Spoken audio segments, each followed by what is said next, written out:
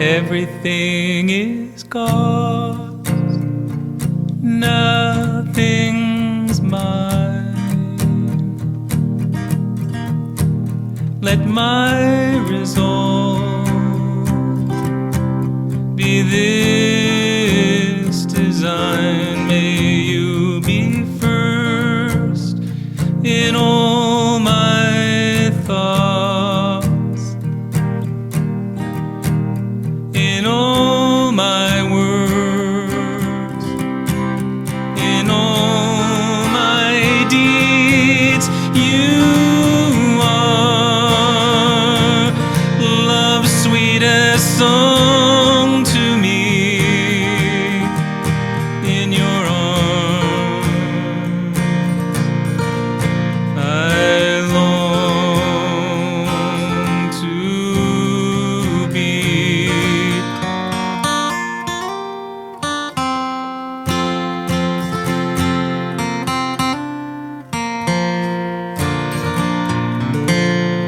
And may I always try to lay my shadow self aside, so that you, the sun,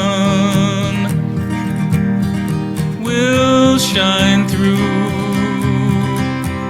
the love at one.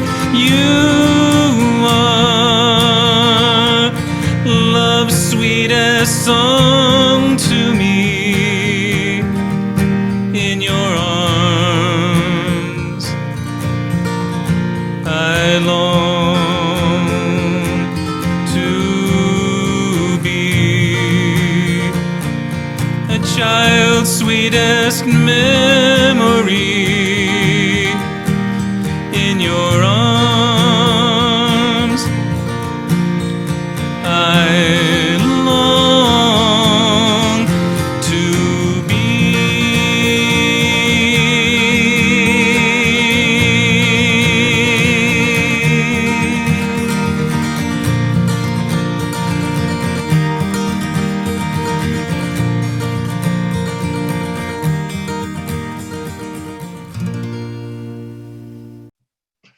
I appreciate very much Karen asking me to, and Ruth asked me to open up the celebration of Elizabeth's life and work for Baba.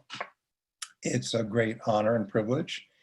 It's a double celebration around our house because we decided to have our wedding on this day, December 6th, in honor of Elizabeth. And so every day we honor her and our wedding at the same time. So it's a big day for us. In our very dog-friendly house, which Elizabeth would love. We have 3 dogs, and you can't have too many dogs with Elizabeth. So I also want to thank Circle of Friends for making this possible, but beyond this celebration, all the different programs and activities, so many people I know around the country and around the world have been nurtured by these programs and this connection to one another and to Baba during this time.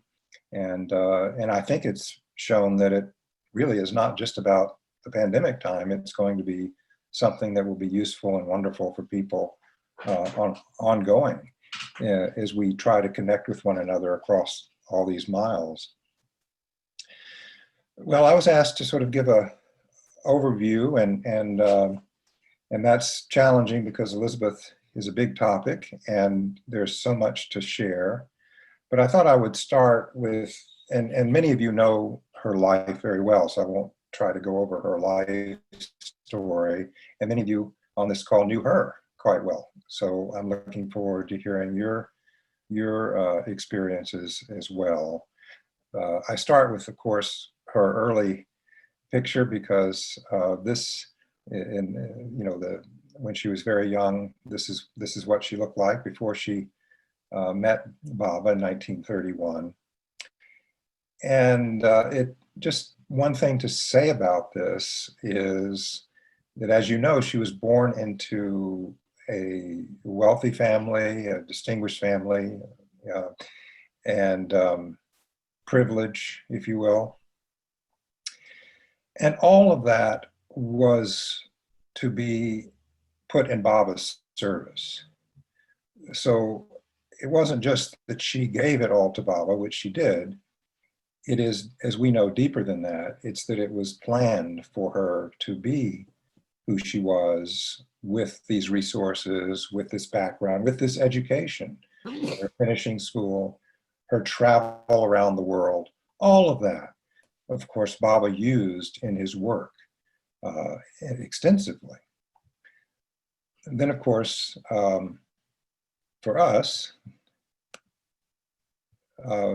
this is the more familiar Elizabeth.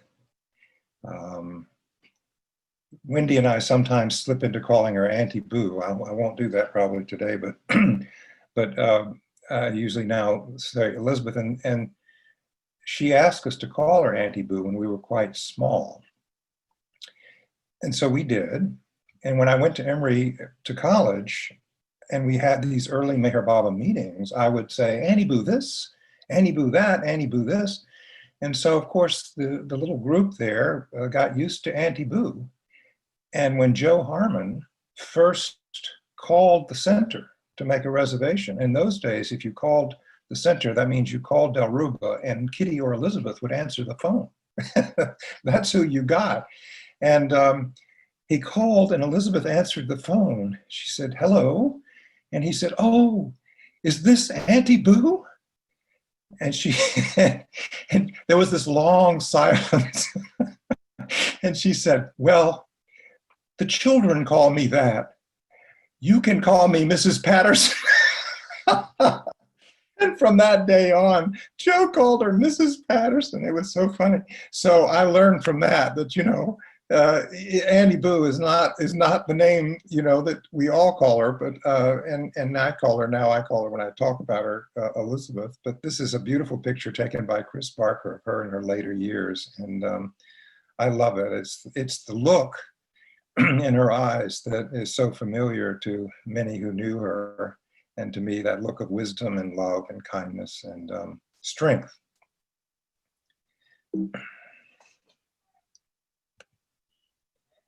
And of course, we know that her life with Meher Baba is the real story. She had many other parts of her life where she was a businesswoman and she traveled throughout the world, just about every region of the world, including the Arctic. She drove an ambulance during World War I. She learned to fly a plane. She was quite an adventurer. And so that alone would have been an interesting story. But the real story of her life began when she met Meher Baba in 1931 in Harmon on the Hudson. And I won't, of course, tell all those details, but I think I would like to share how she described to her father in a letter what life was like. Was it all right? Sorry. What life was like in India with Baba, what she learned from Baba in India. And she wrote this letter in 1941. This was just before she returned to the United States with Norina and Nadine to look for the center in Myrtle Beach. And so in part of this letter, she says to her father, Simeon Chapin, Baba's training for his disciples is Christ's precept. Be ye in the world, but not of it. His example is so radiant and compelling that it is rare to find except in spiritual history of its great leaders. Baba trains us through his example. The Catholic Church has taken half of this saying of Christ, and the monasteries are the exponents, but not of it. One cannot take part of Christ's sayings which suits one's purpose and eschew the other part. In my experience, I find that to be out of the world is easy. But this constant moving around, as we have done practically since I have come to India for the spiritual purposes of Baba's work, is far less easy. In fact, if it were not for his example and inspiration, we could not have done it at all. But in this work for the spiritual upliftment of mankind, Baba makes himself available in many ways. No one or any circumstances can stand in the way of his work. As his followers, we must follow. No matter the hour, how tired one is, how hungry one may feel, no extraneous fact important to one's own ego shall impede the onward march.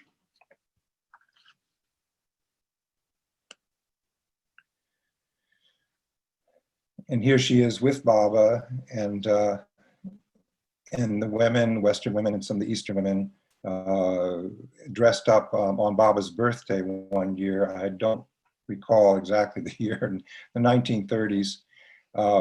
You can see what? Christopher's giving me clues on When this. the Western women arrived in Bombay in 33, Yes. the first meeting with the Mandali. The first weekend with the Mandali? The first meeting of the Mandali. Well, I thought it was on Baba's birthday, no? No, this is a different picture. This is a different picture, he tells me. All right, I'm glad that, 33, the first trip. all right. My husband is giving me all the information. So this is, when they first arrived in 1933, this is their first meeting with the women Mandali. So you have, or the first time they got together, they're all dressed up in saris. There's Elizabeth. I don't know if you can see my cursor. Do you see the cursor? I don't know if, but anyway, she's down in the right-hand corner. And then there you see Mara, who is looking over in Baba's direction. Yes, Christopher wants to say something. Yeah, just click on the pen here. Click on the pin. Okay, so it's really not that important to do. Yeah, we can see the cursor too. You can see the cursor too. Okay, all right. He has to teach using this every day, so he's very good at all of this technology, and I, on the other hand, am not. So anyway, this is a beautiful, beautiful shot from that time with Baba in India. And it's obligatory, of course, in any time one talks about Elizabeth, to at least mention her love of animals and how important animals were to her. Here's the bunny and the famous Kippy, the little girl puppy that became the favorite of the ashram. Elizabeth told me that she couldn't have animals growing up in her apartment in Chicago, New York. You know, there wasn't any place for animals in those settings. And so she said she always wanted the animals. She always wanted a dog and so forth. And when she came to Baba, she said, Baba gave me my animals. And so here she is. She was in charge of the zoo on Meherabad Hill, much to her happiness. And Baba, of course, took a special interest in Kippy. And here's Baba holding Kippy and looking so blissful and happy, as both of them actually look quite blissful and happy. And it's one of a series of photos of Baba with Kippy that's so beautiful. Here's Baba holding Kippy, and this is Elizabeth's handwriting. On the back, Baba holding Kippy on her birthday when we dressed her in a bonnet, and Panchgani, May 5th, 1938. So there she is, celebrating her birthday with Baba. I never saw Elizabeth any happier than when she was with an animal. Never. That was, you could see the happiness was so deep. And of course, as everyone on this call knows very well, the story of how when she did come back to the United States in 1941 with Norina and Nadine Tolstoy, Norina and Elizabeth were tasked with finding a place for Baba's center in the United States. and everyone knows that story. But here's a picture of Norina and Elizabeth with Baba. And this is in the late 1940s. This is when they went back to India in 1947. So after the center was founded and built, they went back for a stay during that time.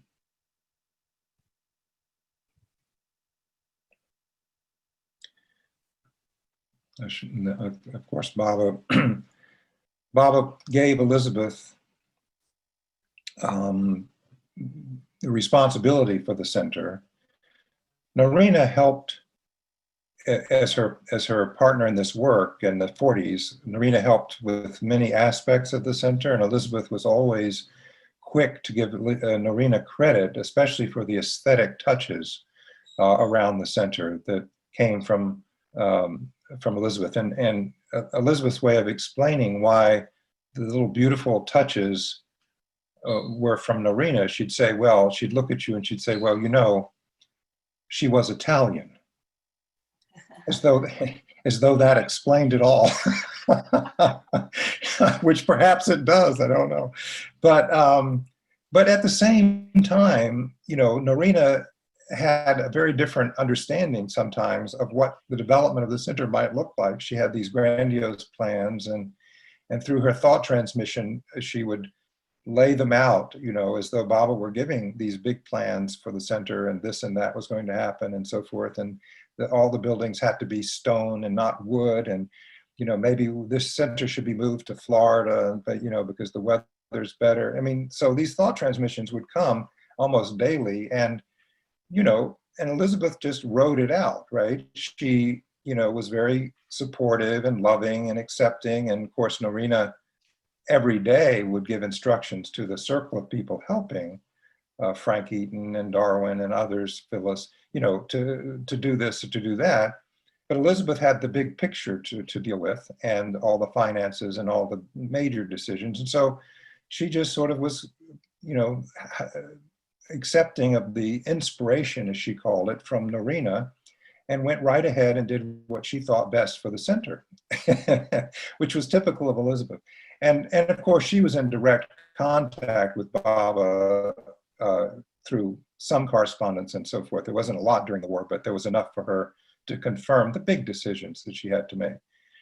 And I guess I'm just trying to underscore how Baba put full confidence in Elizabeth to carry this out. And he would refer to her sometimes as my rock. She was my rock. And he trusted her implicitly. And thinking about that, I mean, one thing that comes to me is that he was able to do that, not only because she was very practical, almost to a fault. She was the most practical human being I've ever met. So she was very practical. She was very businesslike. She liked business, you know, because it was impersonal. And she was very businesslike and took personality out of it and just did what she thought was best. But the deeper part is that she always, always, always put Baba first. I mean, if I were going to underscore one trait, it would be that. She put Baba first in everything. She didn't try to put Baba first. She didn't sort of try to remember to put Baba first. She simply did. For her, it was like breathing. And every day was a new day. Every day was the only day. And what should I do for Baba today? And she would always think of what would please him, what would make him happy. Doesn't mean that she was always right. Doesn't mean that she always knew everything that Baba wanted. But that didn't matter. We don't have to be right or wrong. We just have to put Baba first, and then he'll take care of all of our limitations, our so-called mistakes. She didn't feel there were any mistakes with Baba. If you put him first, there are no mistakes. You just do it, and then he will take care of it. Maybe he will undo it. Maybe he will do something different. But you put him first, and that's all you have to do. That's why in my little book about Elizabeth, I entitled the introduction the way I did, because one day in India in the 70s, Mani took me aside and she said, you know, Charles, she was always giving me little tidbits about Elizabeth because she knew how much I would love to hear. And she took me aside and she said, you know, Charles, we had us girls, she said, had a nickname for Elizabeth. And I said, oh, what was that? And she said, our nickname was Yes, Baba Dear. And I said, oh, why is that, Monty? And she said, well, you see, every time Baba would ask her, even before he finished asking, she would say, yes, Baba Dear. No matter what it was, how difficult, how big or small, she would always say, yes, Baba Dear. And she said, and Monty said, how Baba loved that. So here in 1962 at the East-West Gathering, you have a little glimpse of Baba speaking to Elizabeth on the platform under the pandal, and Baba gesturing to her. And I love this because it's sort of a beautiful vignette of how this stoic, strong woman who only put Baba first, you know, could be depended on whatever he asked, whatever he wanted. And there, of course, is Erich translating for Baba.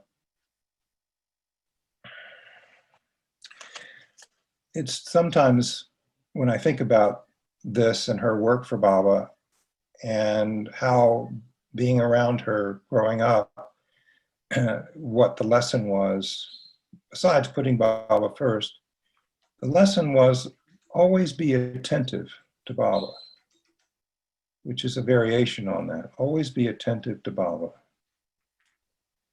And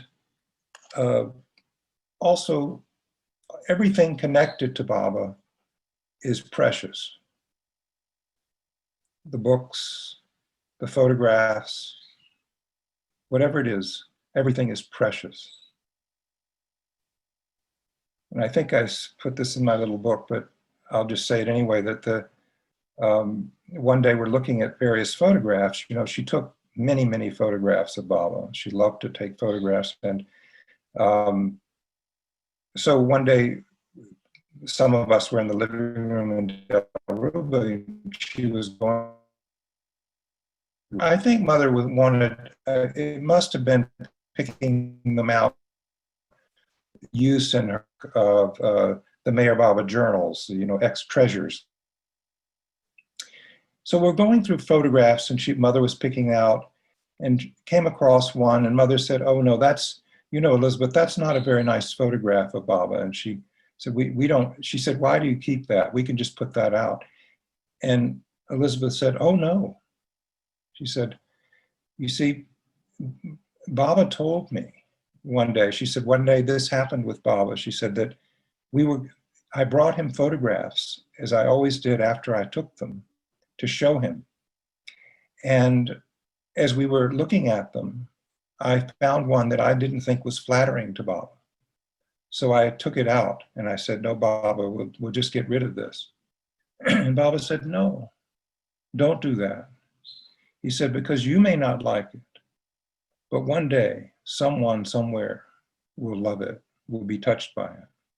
So he said, you must keep every one of these images, something like that. And so in the last part of her life, after, of course, Norina passed away, and my mother came into the picture, Kitty was brought by Baba to help with the center in Myrtle Beach. And so the last part of her life was spent in Myrtle Beach, doing what Baba asked her to do, running the center.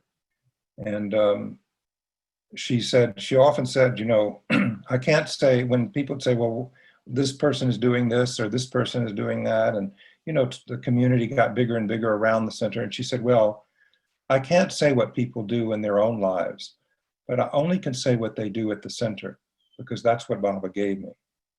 And so that was her focus for the rest of her life. And I thought I would include this because it's, to me, one of the most beautiful images of Mara and Elizabeth individually and together. And it shows how much Mara loved and respected Elizabeth, how she cared for her. You can just feel it and see it. Dana Ferry is responsible for this picture, and she said, actually, when I asked for permission to use it, she said, well, actually, I didn't take it. I said, what do you mean? She said, well, I wanted to take a picture when I was there of Elizabeth with Mara. Dana was there at this time, but it was time to go, so I didn't have time. So I left my camera with Dr. Gohair, and I said, could you take a picture for me of Elizabeth with Mara? And so this picture was actually taken by Dr. Gohair. You can believe it. And to me, it's one of the most beautiful images of Elizabeth. And here's another beautiful image of the three together. Kitty, who was the archetypal servant who gave everything for Baba's work every day of her life, and Elizabeth, Baba's rock, and then Baba's beloved Mara, all three together. I love this photograph so much. And how great a partner in work Kitty was to Elizabeth. always there to do whatever was needed, always jumping ahead to make sure everything was taken care of. And as Elizabeth would say, there'll always only be one Kitty.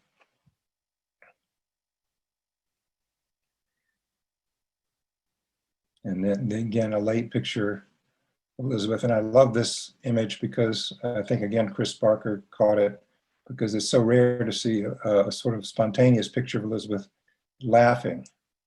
She had a great sense of humor, and it was very wry and sometimes subtle, but a great sense of humor, and loved to make puns. She loved puns.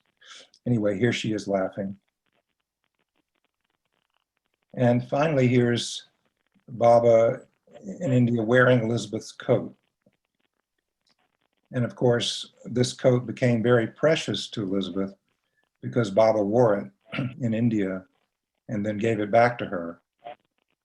And when Baba asked Elizabeth to select something to be buried at the center, because her ashes were to be buried at Meherabad, but Baba wanted something of hers to be buried at the center, something precious to her, she selected this coat.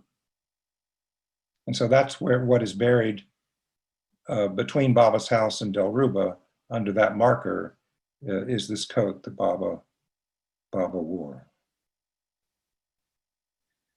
So I'll end with this lovely picture of her, and just say there's one other thing that I love that she said that I had not remembered until recently.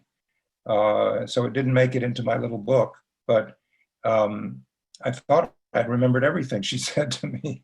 But this little saying, Owen Cooper actually reminded me of it and made me so happy to remember it, because she did say this quite often. And she would usually say it after one of us would complain about something someone was doing, or someone was getting into trouble, or someone was causing trouble, or someone was difficult.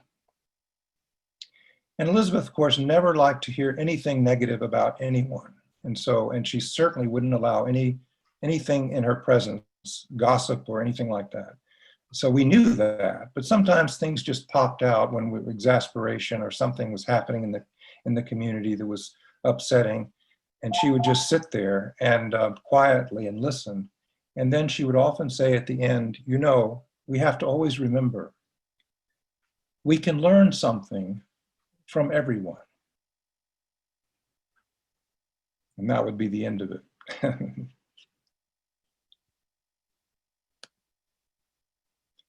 So there we are. I hope I didn't take too much time, but I so appreciate the opportunity to share these moments with you about her. Jai Baba. Jai Baba.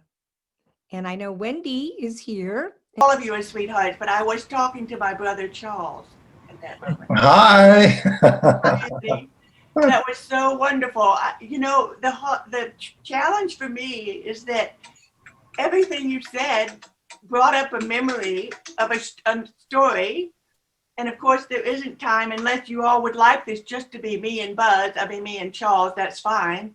We'll let Candy in a little bit. I'm being very silly.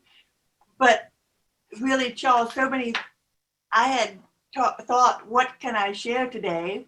Because like you, it's very hard to pick out one thing, but the photos was a great way to go.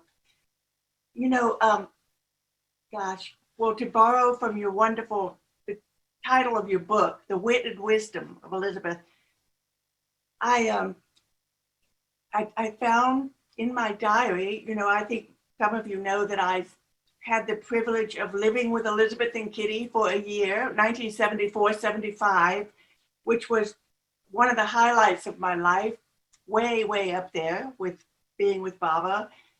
And so I kept a diary, unfortunately not every day, but I thought, well, I'll take a look. And I came across some witty things, a couple of witty things, and some very wise things. So I thought I would share those with you.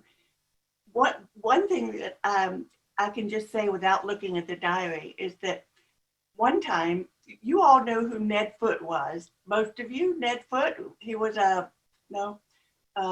he was someone that met Baba in 52. He was, you know what? It's not worth going into too much detail about Ned, just to say that he was a kind of a curmudgeon and a wonderful man. Also, he was the Attorney General for under Eisenhower. In other words, he was quite, you know, man of stature. Baba loved him very much. And the reason I'm mentioning Ned is because one day at Del Riva, Ned said to Elizabeth, he leaned forward. Oh, let me say this first. Ned helped a lot with the legal challenges of the center, the tax status and all of that. That's the kind of the role he played with Elizabeth for Baba in the center. So he leans forward and he says, Elizabeth, why did Baba choose me? Why do I know of him? And Elizabeth twinkled with her delightful wit and charm. She leans forward with a twinkle in her eye and she says, well, you see, he loved raw material. Isn't that wonderful? I mean, that's classic Andy Boo, isn't it, Charles? Okay, well, let's see if I can hope I can find it now that I have it now. Yes. Okay, it's just a page and a half. And, okay. Well, first I write how I treasure my awareness of Annie Boo's humor. Now my eyes are alert for her mischievous twinkle and smile. Today, she sought me out and said, now, 2 things. 1, your mother expects you at her house at 11 a.m. And 2, you're to look nice. Well, I gasped in mock horror and said, oh no, what shall I do? Look nice? And Annie Boo twinkled at me and smiled. She said, well, I guess you can't go. Isn't that wonderful? I laughed so hard. I'm telling you, it was so funny. Okay. This morning, Annie Boo and I went into the center. The car loaded up with new goodies for the cabins. We stopped at the Twin A, had checked out and checked out the dishes. Wait a minute. Glasses, that would help. Yeah, and checked out the dishes. I flashed back to the time when Annie Boo discovered there was no grater or colander. This is such a classic illustration of her attention to detail, of course, and the deeper meaning, the love, her unbelievable love for the center and for doing everything for Baba. So there was no greater a colander. This time she brought both, bought a new casserole dish for the kitchen. She had bought one. While we were there, she had me clean out an ashtray someone had left dirty. We exchanged 2 old ugly glasses for 2 new ones that she had brought with her. And we took away a broken coffee pot. En route back to the car, she noticed that the wood tops covering the pumps, at the center, were all wet and slimy. So she and I turned them over. She got out of the car and did this herself, which was just incredible. Turned them over on their side so that they would dry out. After cleaning them off, we cleaned them off a little bit. Then we drove over to the green cottage, using the road, quote, not for cars, which is still there. From that road that comes up behind the green cottage. Oh, she says, it's the loveliest view of the lagoon. Annie Boo stopped there for a minute to look and admire. Now this is such a great, again, classic illustration of how the things that Annie Boo and Kitty would tell me that fell on very ignorant, deaf ears, but somehow I think made their way in, maybe. But back then, I just barely took it in, but I did write it down, so that's something. As we drove up to the green cottage, I saw JR, I'm just giving initials, and a new girl, MK. After saying my goodbye, I shouted out, "Come back soon." Annie Boo turned to me and said, now, is that the thing to say? No. Now let me see. I have to think about it too. What would be a better way to say goodbye? You see, when the girl didn't respond, it made me think perhaps we shouldn't say that. She began musing aloud. I said, how about happy to have met you? Oh, that's too formal. How about goodbye? No, that's too abrupt. But she liked the word happy, so we settled on happy you came. Isn't it wonderful?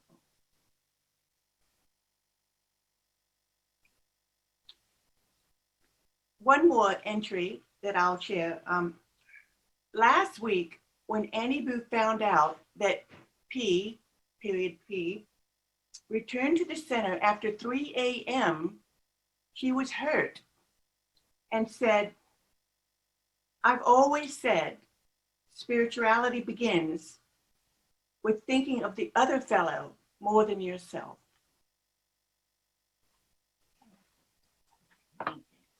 Thank you. It's very, very hard to stop, but I am going to let other people speak, but only for a little while, and then I will come back. Okay. Oh no, I'm teasing. No, I want you and Charles to jump in at any point. Are you sure now? I was going to ask Candy to share if she'd like to. I don't want to put you on the spot, but I'm glad you're here, Candy. I just read a little bit that you had spent time with Elizabeth, so if you'd like to share. Yeah, well, I have so many stories about the travels that when Elizabeth used to come to Spain, and I would meet her there. And but there's so many that I don't know where to begin. But there is something that I thought I'd mention because Wendy's here, and she was on one of those trips, and it was the trip to Sevilla. And I don't have all my travels with Elizabeth are like dreamlike because I was dumb enough not to keep a journal. I should have done that. Anyway, there's one thing. So as I said, Wendy was there, and if she can remember anything, that would be great. But there's one thing I do remember, and I think that it might be hard for people to imagine Elizabeth in this situation, is that she wanted to see real flamenco, and she knew, she was smart, she knew that there was tourist flamenco and there was real flamenco.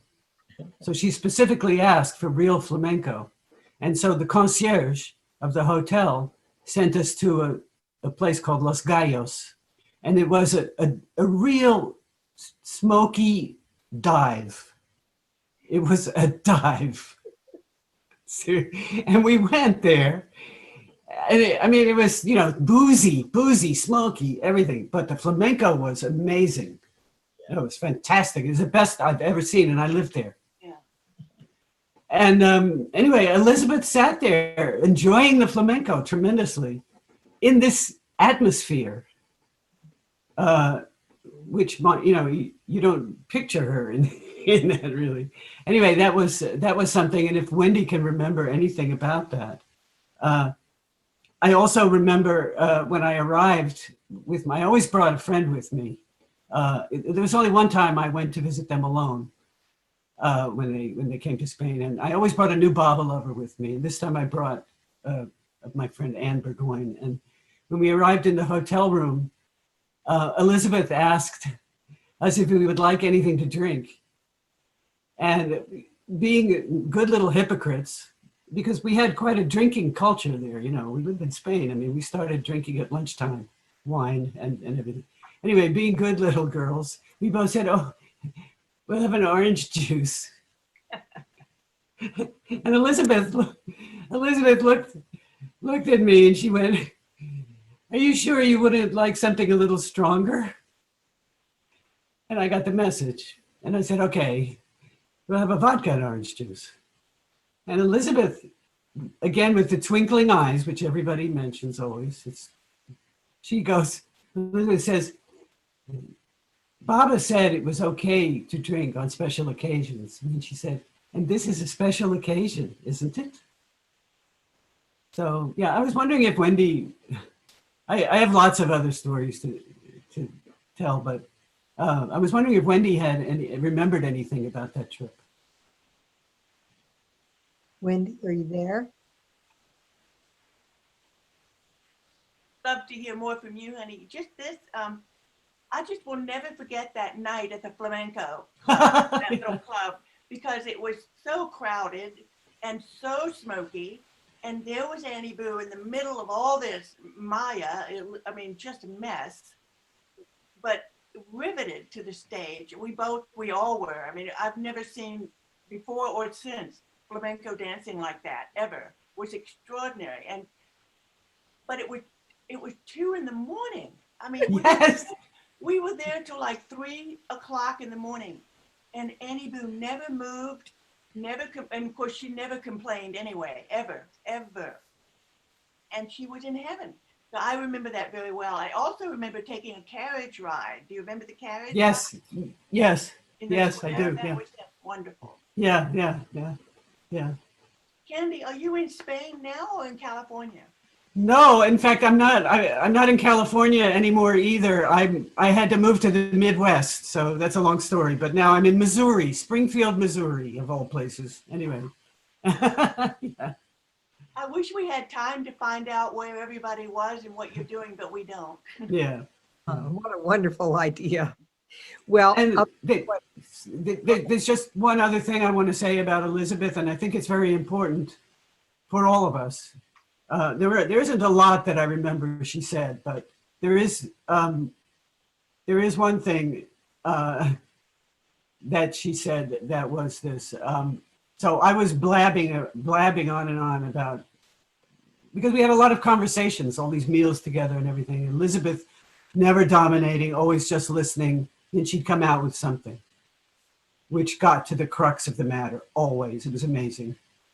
And I love the way Charles in his book remembers all this stuff, because I can only remember some of it. But again, I was blabbing on and on about my marriage problems. And Elizabeth just said, it's not important, just sanskaras. Your love for Baba is most important. And that's, I think, something we should all remember. Yeah. As everybody else, I have so much, I'll try to whittle some things down, but one thing that struck me about Elizabeth, two things come to my mind immediately when I think about Elizabeth, and one is respect and one is precision. And the respect, of course, her love and devotion and commitment to Baba goes without saying. It's not even, I'm not going to even put that out there. We know that. It's been beautifully stated by Charles in his overview. But sometime after Elizabeth died, Kitty and I were talking about Elizabeth. And I said to Kitty, I felt that Elizabeth had a kind of respect for others that uplifted them, brought them up in their own esteem and their own self-respect. Even in her corrections of one felt uplifted, not less, but more for the care that she obviously took in so doing. And of course, in the moment, I suppose one could sometimes have a slight reaction to being corrected. That's natural, but the love behind the correction was palpable. And I always felt so much love in her corrections. I almost craved her corrections, if it sounds kind of crazy, but that it had that effect on me. And just talking about her respect for others, I'm remembering one statement she made one time when we were coming in the gate. She said, just remember, this was about showing people around the center. She said, just remember, everyone who comes through these gates has already come a very long way. Which I thought was beautiful. It's already been said that she didn't complain. She was a positive thinker. And I saw that one time a letter was being read to her from somebody who was actually quite ill and was having a hard time, and someone far away. And at the end of reading the letter, she said, good, I'm glad she's feeling better. And I remember thinking, wow, if you could get the positive in that letter, you can get the positive in anything. So that sort of taught me how to approach those kinds of things with her. And her joking, her wit was great. And she dictated a letter to Kitty when Kitty was in India about these tests she'd had to take in the hospital. And she said, well, the biggest test of all was waiting for the test results face down on the table. That was the ultimate test. And one time, I was a smoker. I can't believe I did this, but I was a smoker when I worked at Dilruba. And I thought I was being very sly about it. I was blowing smoke up the chimney and out the windows, and I was sure that, of course, Elizabeth didn't know I smoked. Idiot. One morning, I got dressed in blue jeans, and Elizabeth took one look at me and said, oh, you look like the Marlboro girl. That was the end of smoking at Dilruba.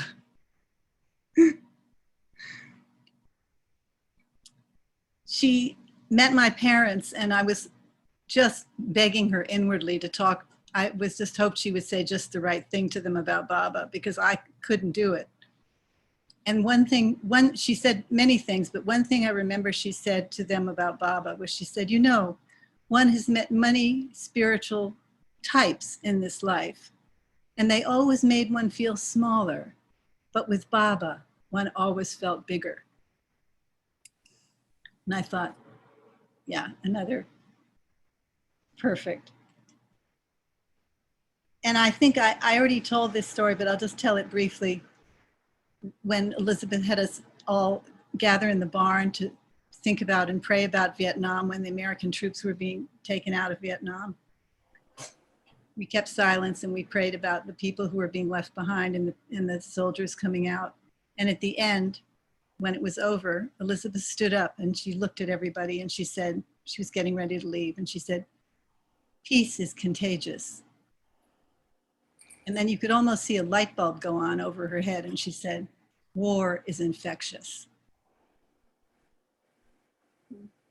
Just so she was a real linguist, and she was a poet, as many people know. Also, she was a very wonderful poet. Yeah, and you know, she also loved to read poetry. So if you look over here, all those are her poetry. Most of those are her poetry books. Hmm. So she had a huge collection of poetry. I mean, just huge. Yeah, and as you say, she wrote poetry too. Yeah. Wonderful poet. Kitty said she'd never heard Elizabeth complain, and she said she heard her say she was tired once. And I also heard her say she was tired once, which was the day before her stroke. And she said it very lightly. She just made a comment about it. And she also sent me out for the cat 5 times that night. And the cat never came in that night. And I remember Elizabeth was insistent on bringing the cat in, and she didn't. I'll just see if it, oh,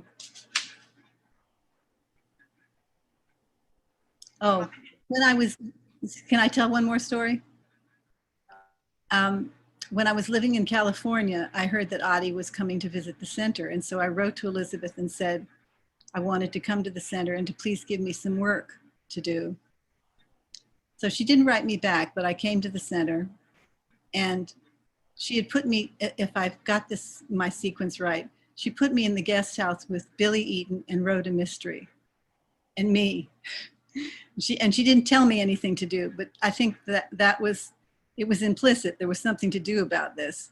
And she also had me try out the mattress in the cabin, and she said, was it firm enough for Audie? And we determined that it wasn't, and she sent me down to Chapin's to try out.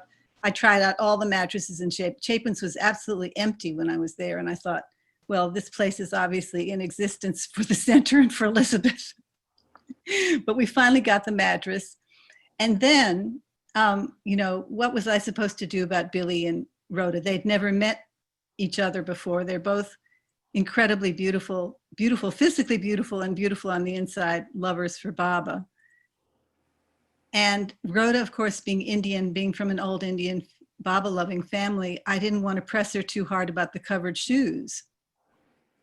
So I brought it up, and I think she wasn't too keen on it, and we let it go. And then we walked out of the guest house together, smack into Elizabeth, who looked down at Rhoda's feet and up into my eyes. With that look, nothing more needed to be said. We went out and got the covered shoes immediately at one of those beachy places, you know, the elasticized covered shoes that you can get for $2 or whatever it is.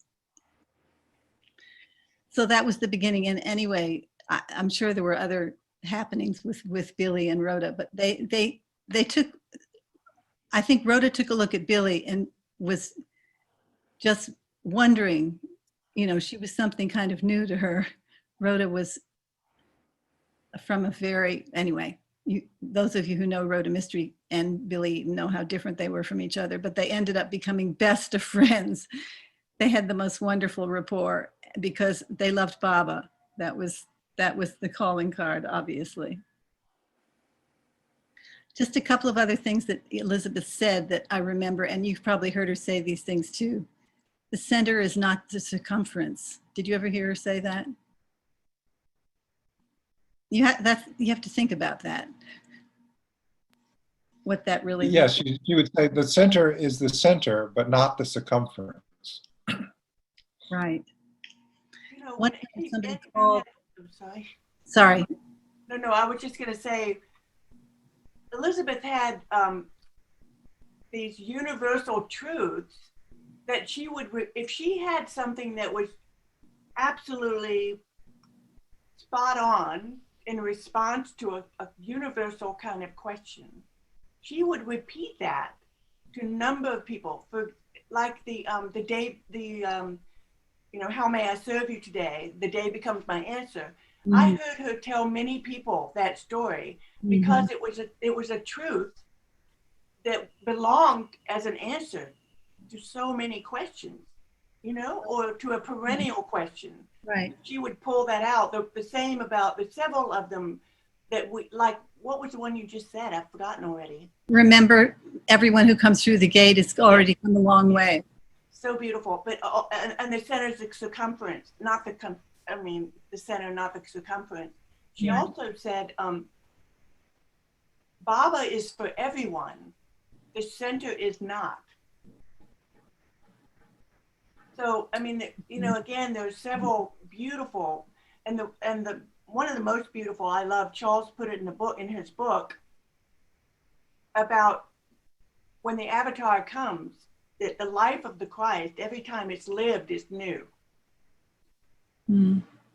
And that would be her answer to a minister or to someone else who was questioning, you know, get the picture. One time somebody called her up with a serious problem, personal problem, and she hung up the phone. She said, I said, what advice did you give the person? She said, I referred him to Baba. And the form that took is that I saw her do, I saw her write his name on a piece of paper and put it under Baba's picture. And then she said, I've never had that problem making a decision, which was very believable. But I'll end there because I'm sure there are many, many more people that want to talk. And one could go on and on about Elizabeth. And of course, Charles and Wendy, we love hearing from you more. Well, yeah, I've already posted. If anyone needs to know how to raise their hand, it's in the chat. I think a lot of people are familiar with Zoom, but some aren't. So if you're on a PC and you hit Alt-Y, that'll raise your hand. And if you're on a Mac, it's Option Y. And then sometimes the three little dots that show up by your name will also help you to raise a hand. So we'd love to hear stories. Everyone I know has wonderful stories about memories of Elizabeth. But I'd like to just ask real quickly. Letting me do that, by the way. Thank you for that opportunity. It's a wonderful chance. Now I'll mute my. Hey, Baba. Keep coming back, as they say. And the other thing is, Wendy and Charles, I don't know who's going to tell the story about, was the place called Schraff's in New York? Oh, Yes. Yes. You know, I feel like Elizabeth, when people would ask her about the early days, you know, and she, in the living room, people, you know, they always wanted her to tell stories from the early days. And she would often say, instead of giving a story, she'd say, well, yes, I think I've written about that somewhere. That's what I feel like. Well, I feel like I've written about, and so I feel a little self-conscious, you know, but of course not everybody reads the things you write. So, but I'll share the Schraffs because that's in the book, and then Wendy can elaborate on the Schraff story because it really captures her humor and her personality perfectly. So when she would visit us in New York, she made a habit of taking us for lunch to the place where the ladies went to lunch, which were Schraff's restaurants. They are no more, but it was where the ladies went to lunch. You can picture it, right? And it was sort of prim and proper places, and you know, with the salad and and Wendy and I used to fight over the sticky rolls, and because they would bring around bread, but you know, it would be only a few of them would be the good ones, the sticky rolls, and so Wendy and I would try to grab the sticky rolls. Much to Elizabeth's annoyance. So one day we were at Schraff's, one of these Schraff's, they were all over Manhattan. So we went one of these Schraff's, and Wendy and I, maybe it was sticky rolls, maybe it was something else, but we got the giggles and we could not stop. I mean, we tried so hard to control it, but once we got started, and then when we would look over at each other, we would start up again. And so we got the giggles and we just couldn't stop. And so Elizabeth asked for the check. They came and she paid. And as she got up to to go to the cash register, she got up and we all got up and she put her collar up around her coat like this. And she made her way out of Schraff's with us tagging along behind. And then when we got outside the restaurant, she stopped and she looked up at Schraff's and at the sign at the window. And I said, Andy Boo, what are you doing? Oh, she said, I'm memorizing it. For you see, we can never come back here again. And we didn't. We never went back again. Thank you. I love that story. All right. Well, I was going to ask. I think, hi, Christopher. Christopher just brought me a show and tell, which You I'll have to hold it up. have to hold it up really close. So you're going to tell about it, or are you going No, to? you tell. No, okay. So Monty gave me this. Yes, Monty gave me this. I can't remember what year, 1970s. You see, it's a watch, a very old watch from the 30s. So Monty wore this watch from the time Elizabeth gave it to her in the 1930s until Baba dropped the body. And Monty told me that after Baba dropped the body, it stopped. So anyway, this is the watch she wore for all those years. And I said, but Elizabeth gave it to you? And she said, yes. You see, Elizabeth wore this watch on the Blue Bus tours. And this is how she would keep time, you know, for Baba, when we should do this, when we should do that. So she always had this watch. And now that the book is out on the Blue Bus tours, you know, Susan McKendra's book, yes, I've just started. It's really, really wonderful. And it's a reminder of just how significant those tours were. And of course, Elizabeth was in the early ones when she drove the Blue Bus. But anyway, this is a wonderful kind of course, it'll end up at the center one day, but it's a wonderful link to that time. But more than that, then Elizabeth passed it on to Monty, who then wore it with Baba all those later years. Have I forgotten something? No, that's it. Okay. What about Christopher? Do you have any memories to share, Christopher? Christopher. Do you have any memories of Elizabeth you want to share? You know, I didn't get to meet Elizabeth because I didn't come to the center for the first time until 1987. But I feel like I know about her so much through Charles and of course Wendy. And I have to tell you, so Charles might not like this, but when I first read the draft of The Day Becomes the Answer, you know, I had heard those stories for a long time, but what I also felt reading that is that it comes across to me as a self-portrait of Charles. And the reason is because reading it, I realized how much she had shaped who he is. And that all those things that he picked out, the memories that are most fresh, are the ones really that he's built his whole life and his whole identity on. So as I read it, I thought, well, that sounds like you. Well, it sounds like me on my few best days. That's very sweet. That's a true husband talking. I'll say this: not a day has gone by in our 31 years together. I think this is a true statement where Elizabeth doesn't come up somehow, really. I mean, so she's really been a part of our daily life. And as I guess many of you who've had deep experiences with various Mandali or disciples of Baba, with Kitty or with Margaret or with others, everyone on this call probably could say who they feel connected to. Well, for me growing up, it was Elizabeth and of course Kitty.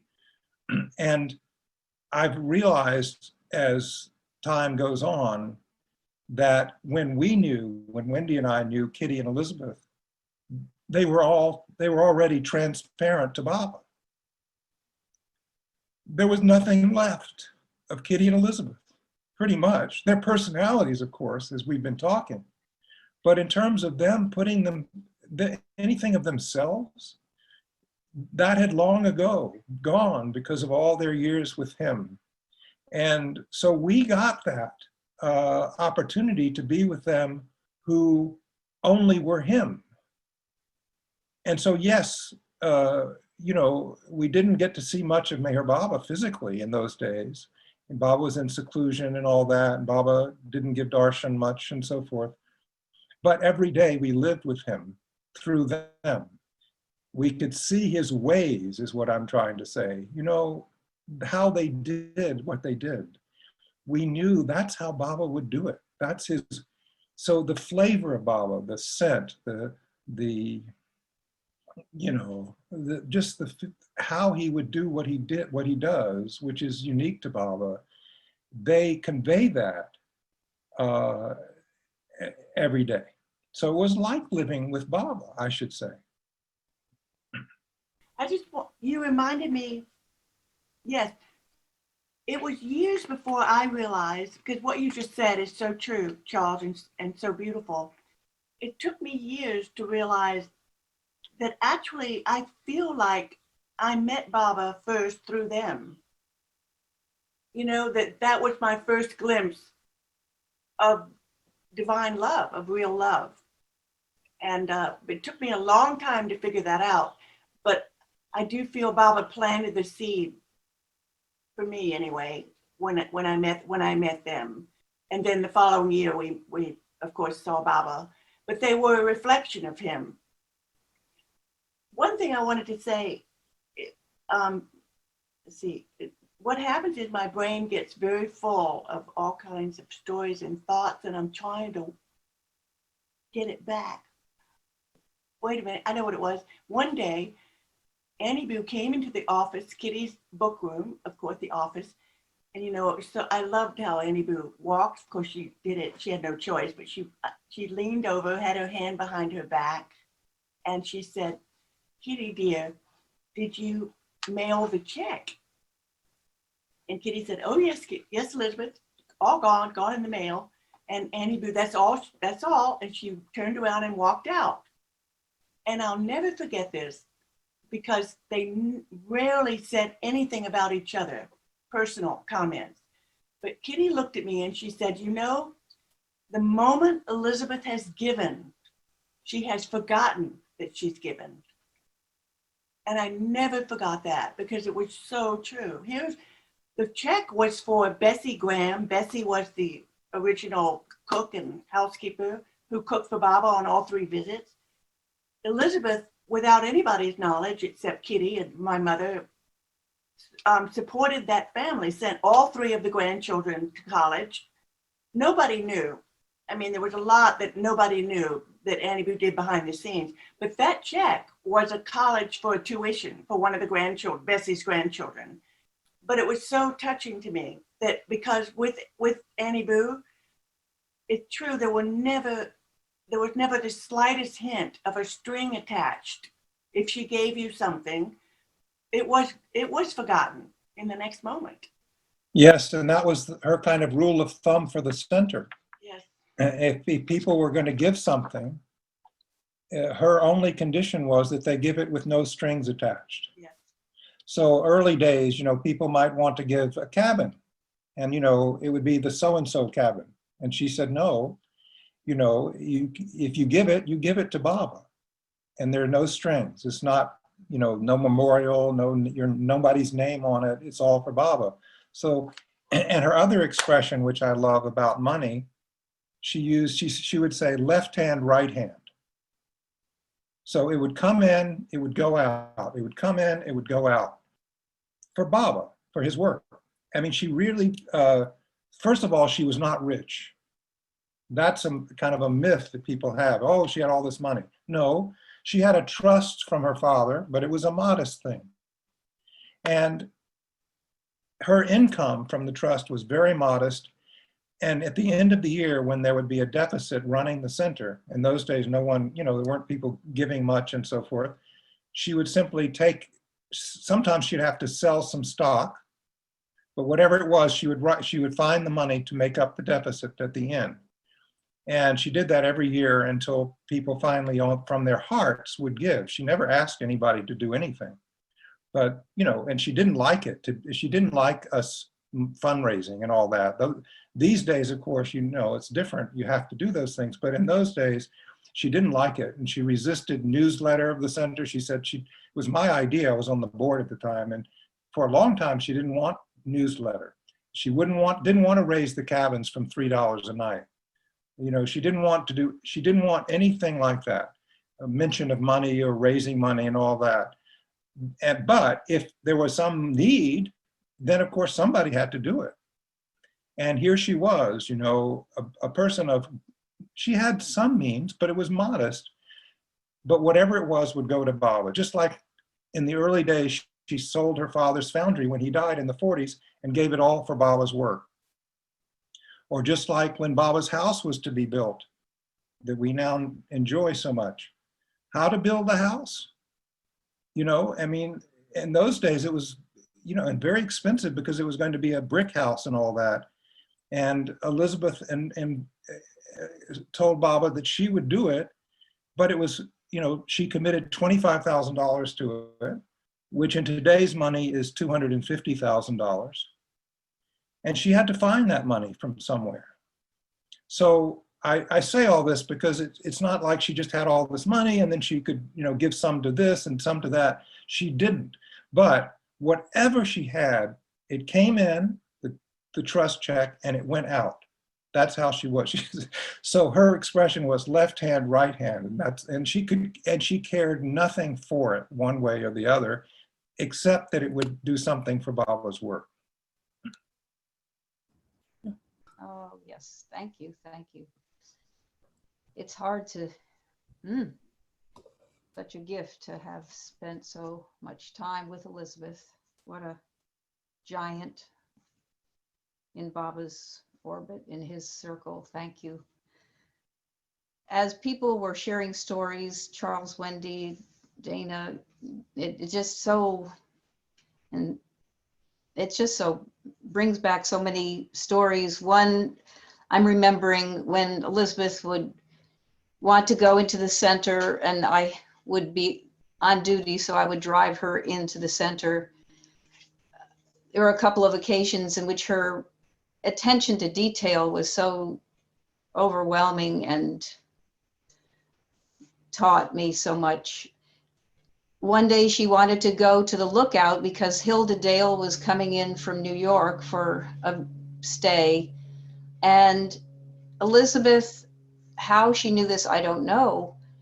But as she asked me to go to get another pillow to put on the bed in the lookout for Hilda, she said, you know, Hilda is writing a book.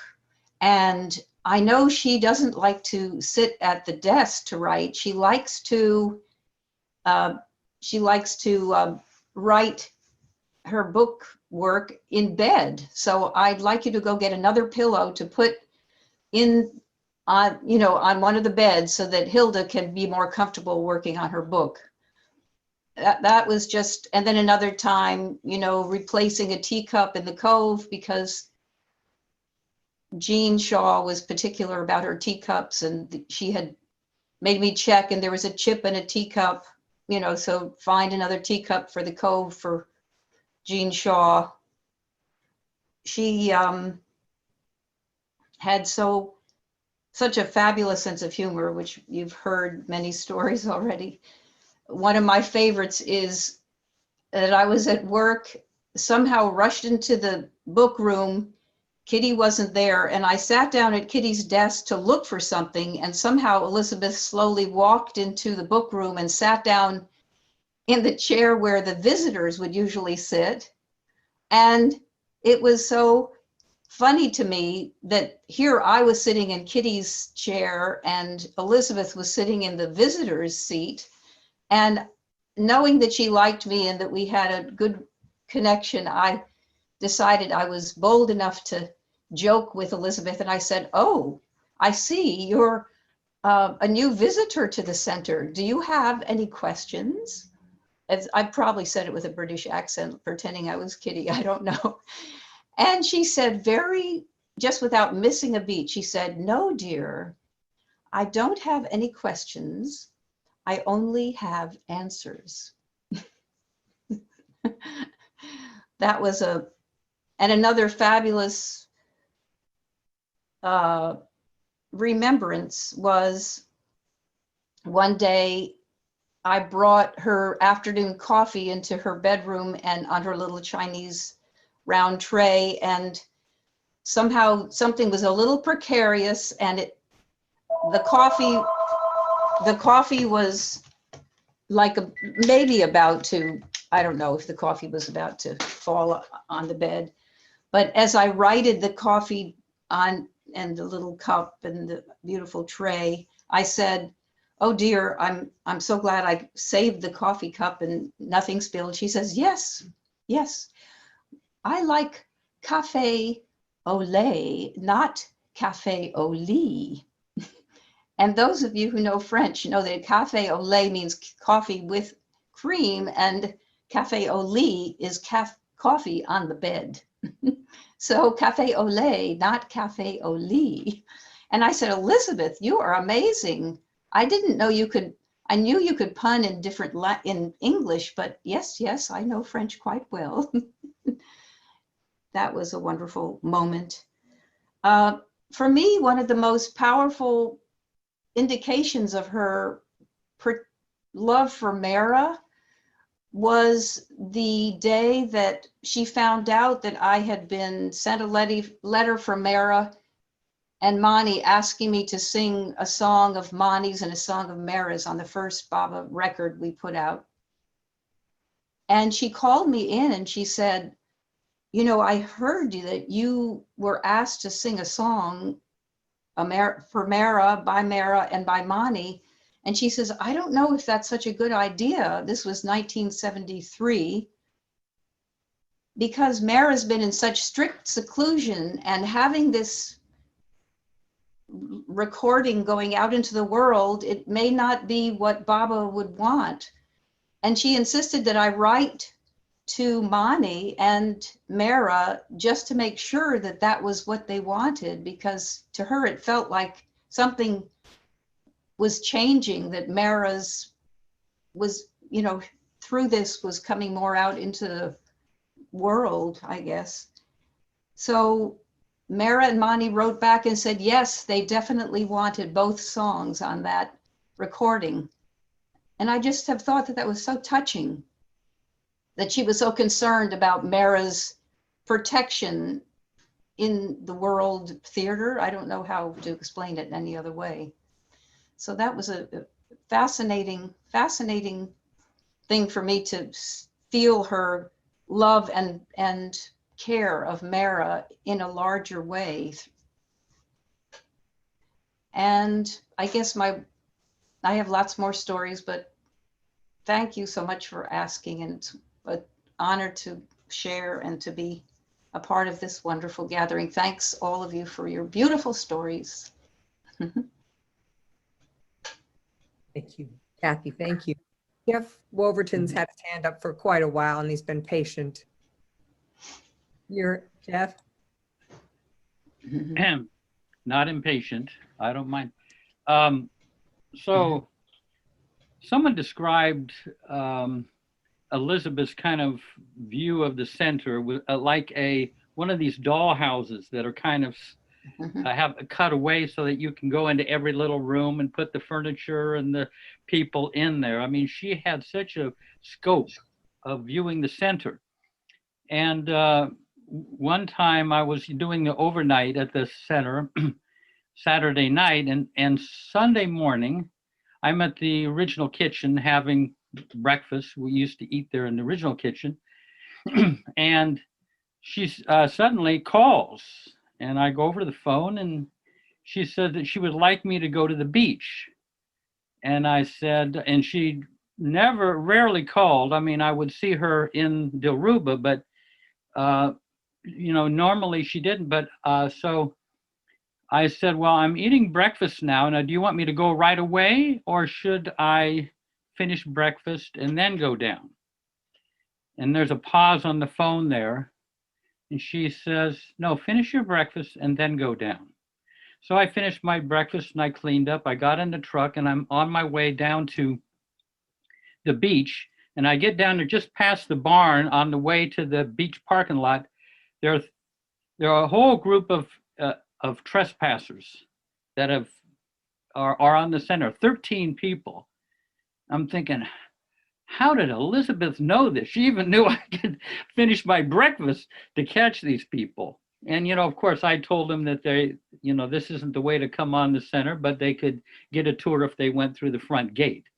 But incredible that she had, it was like a spider's web, like the spider's in the center of the web, and any little tremor on the outer part of the spider web is picked up, and she was that way. And one time, one of the night watchmen got a call from her late at night.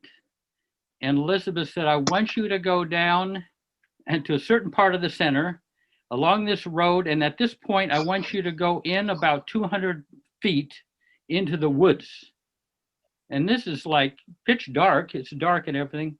And the night watchman goes there, and lo and behold, there's someone sobbing on the ground that had gotten lost. And they were terrified. And how did Elizabeth know this?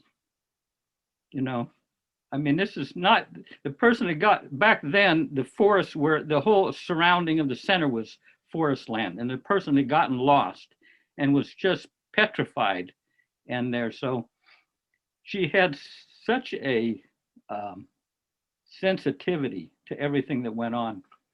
And another time when Audie came in, this is in the latter 70s, and he stayed for 6 weeks, and we were, all of us were absolutely exhausted. I remember Kitty and Elizabeth saying that it was like it was when Baba was there. And so there in the office, I didn't hear this directly, but I got it right afterwards. A phone call comes in, and Elizabeth puts her hand over, with real poise, she puts her hand over the phone and says to Kitty, Kitty, who should I say is speaking? Meaning she was so outside of herself, she didn't even know who she was. But she had enough of that eloquence to say, who should I say is speaking? And another time, in the early years, I used to work, 5 days a week, and then I looked after Ella Winterfeld, and then I did 7 overnights, and I was really getting exhausted. And I developed on the left side of my head, I developed a weird sensation, a very disturbing thing. It went on for months, and I didn't know what it was. It was just very peculiar and bothersome. And normally when I would see Elizabeth, you'd stand in the hall, she would be in her bedroom, and she'd give you your day's marching orders. But this was in the afternoon, and she was sitting in the living room at the chair, and I was seated there, and we were talking, and suddenly she says, I see something on the side of your head there. What I want you to do, I want you to go home right now and get plenty of bed rest, and don't come back until you're thoroughly rested. And she really saved me, probably from a severe nervous exhaustion, But even Kitty didn't see that, But Elizabeth had those discerning eyes.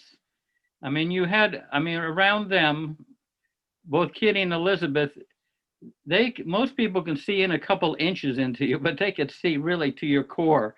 And it was must have been a little bit like what it was like being around Baba. People who could see very deeply into you with such love and compassion. So that's my sharing. Beautiful. Thank you, Jeff. Now, anybody who wants to raise their hand, it's time. If you have your stories about Elizabeth, let's bring them forward. I'll tell real quickly.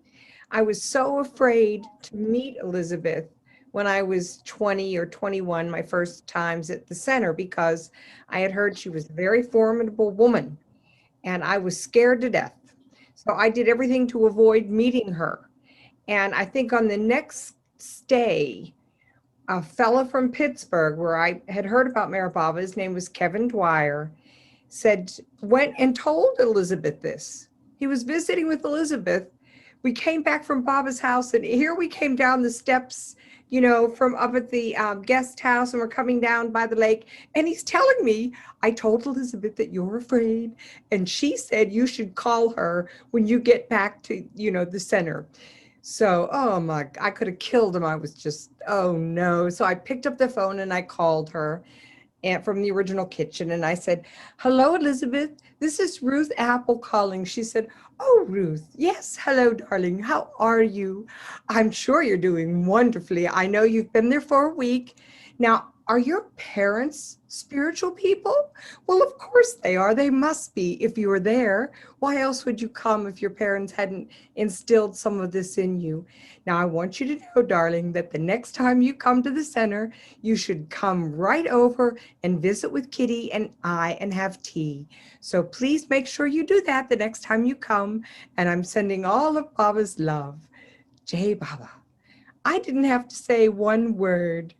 She anticipated every single thing, said it, and then answered it so that I wouldn't feel any kind of fear in between. She just flowed the whole conversation. It was something to behold. And I'm still to this day so very grateful. And my fears of Elizabeth passed with that. And there's more, but that's the main thing. She just was so sensitive for me and so heartfelt. It was not that woman of detail. It was that woman of Baba and the heart. And again, like everyone's saying, just that was enough to teach me something about how I could live and keep Baba first. Okay, Vijay's hand is up. Jai Baba, Vijay.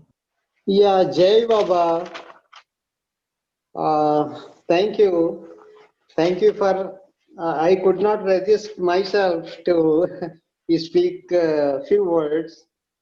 And first of all, my salutation to this great lady for her great service and dedication to the Lord. And that Baba has chosen such a fortunate soul for her work. And I'm very thankful to Elizabeth. Actually, I am admirer of 4 ladies in the world, 2 in the East, Maramai and Sister Mani, and in the West, Elizabeth and Kitty. And really, their service and dedication is admirable. I'm thankful to Elizabeth that because of her, she helped me to get my visa to the West America, and so I could visit the center, Myrtle Beach. And so much love and attention and care I got from them. As I can say, I was like Wendy said, I was like a raw material from urban town in the beginning. And every week she used to call me for a lunch with them. Elizabeth, Kitty at Dilruba, and tell me their stories about India. And I was really happy how so much they loved India and beloved Baba and everything concerning to beloved Baba. And yeah, once they taken me to the movie also in the nearby mall. Maybe Dana Ferry was driving then. We all, the 3 ladies and myself, all squeezed in the back. And so such a attention and care I got from them really transformed me to that Baba is appreciating Baba, that he's God. Baba is God, so he could, how he touched the heart of such stalwart ladies. And yeah, that's what I would like to mention. And once I asked Elizabeth, she used to go to church every Sunday. So once I asked Elizabeth, I like to come to church with you. Well, Elizabeth said, no, no, you stay at the church center. Don't come with me.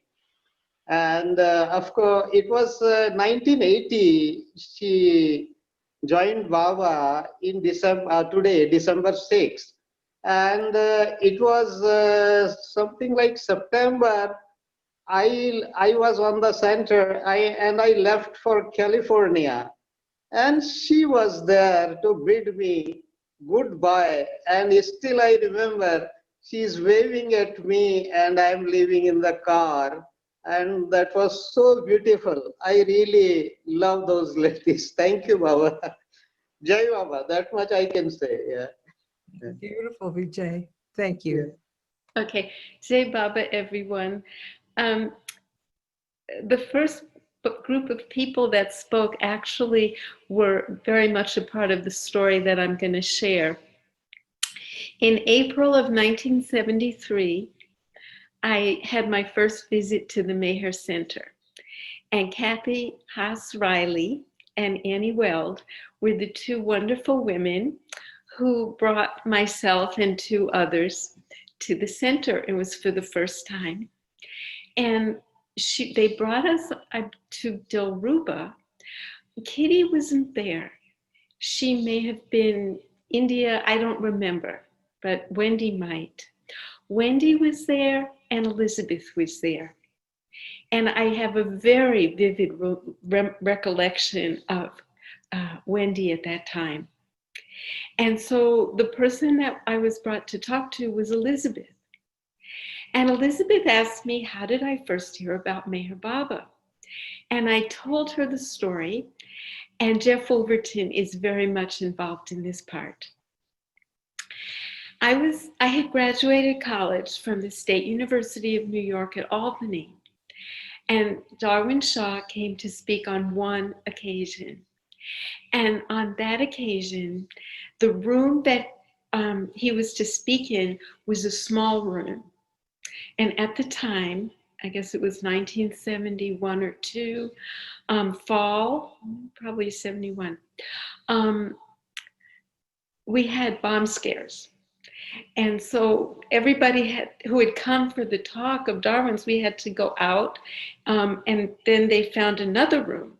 But since all the people had come out, not only of that room, but all the classrooms, Jeff was there with other people who had moved to Schenectady to be near Darwin, and they were busy handing out more of these handouts to come to Darwin's talk.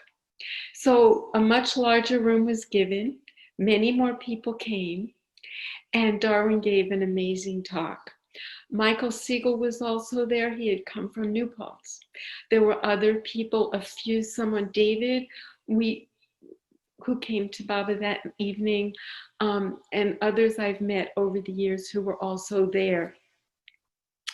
But what happened was when I told Elizabeth the story, she said, oh, the bomb scare. And I had absolutely forgotten about that. But she brought that back into my consciousness. And I was so amazed that she knew about that, and she shared that. And it really made me feel so comfortable in the center. And I will share that the first Baba meeting that I went to, I had moved to Cambridge, and it was Charles who gave that meeting. So I just wanted to not only say Jai Baba, but point out our interconnectedness. Jai Baba. Jai Baba, so beautiful. Yeah, the circle remains unbroken. Gail. Hey, Baba. Good morning, good afternoon, good evening. I'm saying this, can you see me? I wanted to tell Wendy and Charles that this is Kippy. And I know you didn't get to meet the Kippy, but I know Elizabeth would be happy to know that you have seen a Kippy. And with that, I'll close and mute. Thanks to everyone. That's a beautiful Kippy. A beautiful Kippy. Wonderful. All right. Right, okay. All I know is we have to end before Alan Talbot gets in on this. That's because it'll all be over after that. Alan's been waiting. He's not laughing.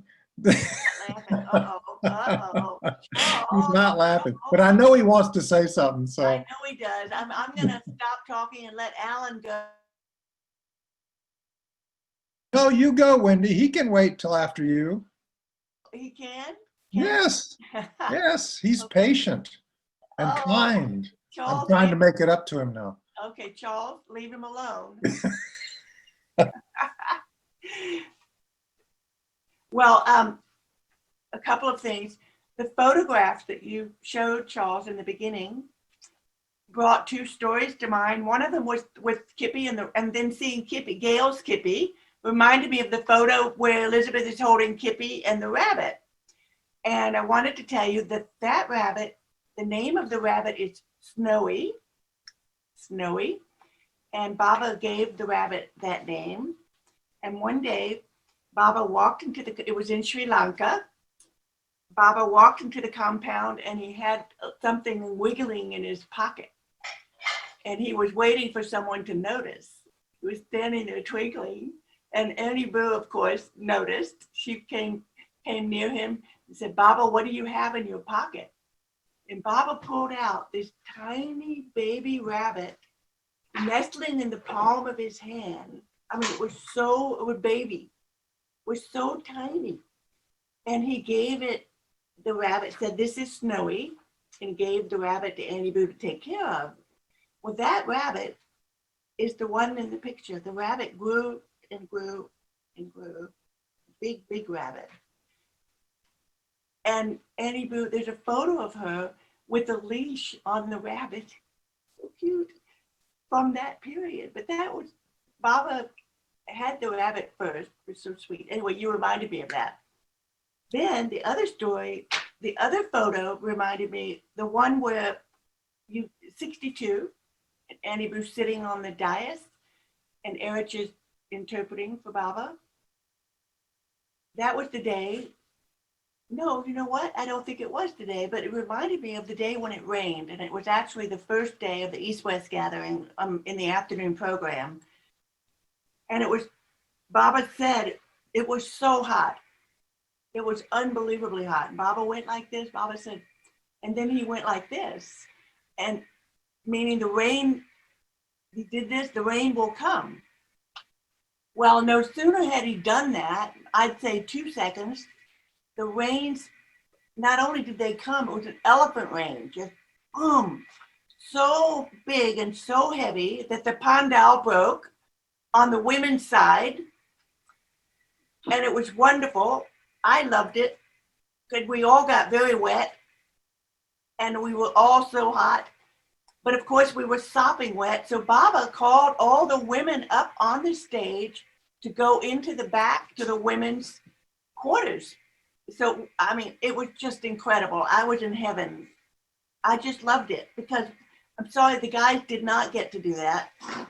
So sorry, Charles, but the women did. So we all went back there and it was a scene almost from a Fellini movie, or maybe that's not the best example, but it was kind of wild.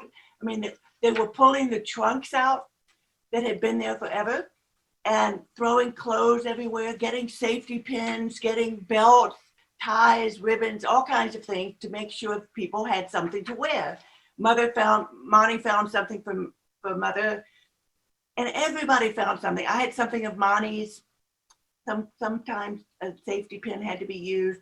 But so here's Annie Boo sitting there, sort of, I remember this, and she's watching she's kind of watching people getting dressed, and she's starting to look more and more forlorn. Now, Annie Boo didn't get forlorn, really. You know, there'd be a little bit of wistfulness sometimes. And this was one of those times she was feeling, I could tell she was not feeling very happy because there wasn't anything for her to wear. I mean, they tried to find something, but nothing fit. So all of a sudden, Rano is digging in her 30s trunk. This is 62. And at the bottom of the trunk is a bathrobe, very beautiful bathrobe, pure silk, burgundy with tiny, tiny blue stripes. Oh, gorgeous bathrobe, covered with little darned, spots. Anyway, so she pulled it out and said, "Look, Elizabeth, look, it's your bathrobe." And Annie Boo's face lit up, and she stood up, and Rano put the bathrobe on her. And Annie Boo was so happy because it fit perfectly. It had a tie. She was so happy. And so Annie Boo goes out on stage. All of us are out by now, and she's the last one out. And Baba stops her and introduces her, says, "Elizabeth, come." This sign for Elizabeth was tip of the hat, Westerner. And this was driver. Sometimes it was Chunky, like Erich. That was his sign for Erich, Chunky, because he was quite chunky when he joined the ashram. But Annie Boo, Elizabeth is head of my center. He introduced her to the yogi in orange, the orange robe guy that you see sitting on the stage the whole time. And he brings her around and says, "Elizabeth, this is Elizabeth. She is head of my home in the West." Annie Boo was so happy. She was just radiant. The next morning, when Baba, we were all there, you know how we got to have extra time. We Westerners, I think because we needed it, we had all this wonderful extra time in the mornings. And Baba spent the morning, the first part of the morning asking about, how did you do in the rain? Oh, and then he said, "Elizabeth, so nice to see you in your how did he say? So nice to see you. Oh no, you look very nice in your dress." And Annie Boo said, "Yes, it's my bathrobe. Baba, it came back to me after all these years." What had happened is she gave it to Rano. She left it there for Rano to use. And then that's how it happened to be there. And then I ended up, Rano gave it to me, but it's really quite beautiful. But what's so sweet is that the little darn patches all over it. Annie Boo loved to darn. She had to pick a little habit that she loved, little hobby. It was to darn. Anyway, so the bathrobe is covered in little patches. So, okay, thank you, that's it. The photograph reminded me, it's your fault, Charles. No, you beautiful pictures. Thank you. Well, I think Alan has something he'd like to say. Alan? These are tough acts to follow, I have to say, to begin with. Especially when Charles is giving me this one. But I first met Elizabeth in 1971, and as I've mentioned in the past, I was closer to Elizabeth during that time that she was alive than to Kitty, although I was close to Kitty. And I had a business, which was pretty rare for somebody. I was 23 when I started it, and Elizabeth found that very fascinating.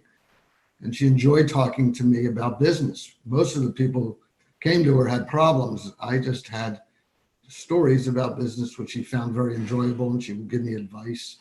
So our relationship was very smooth in that sense. In 1972, my grandfather, who was 80 at that time, came to Baba, and I told that story on a Robin Vogel YouTube.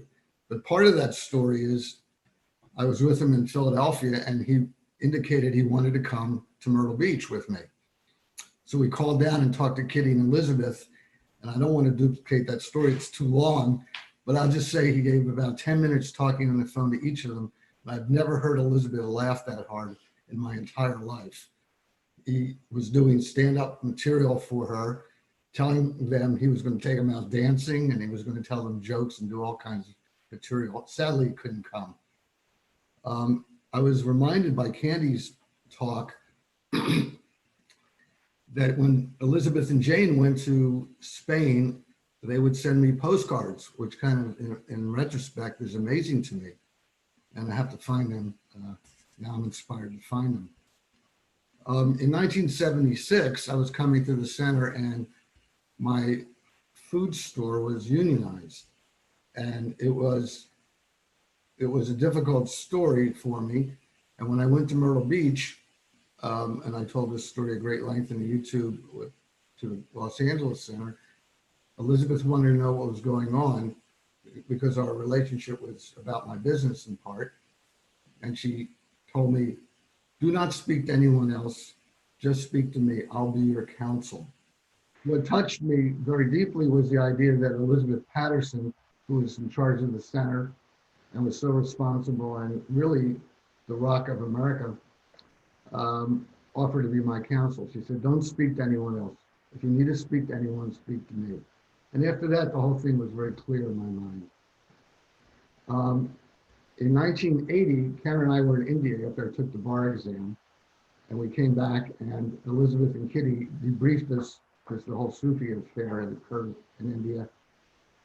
And during our stay in Myrtle Beach for 2 weeks, there was only a couple people there. One was Elaine Billow, who had never been there before.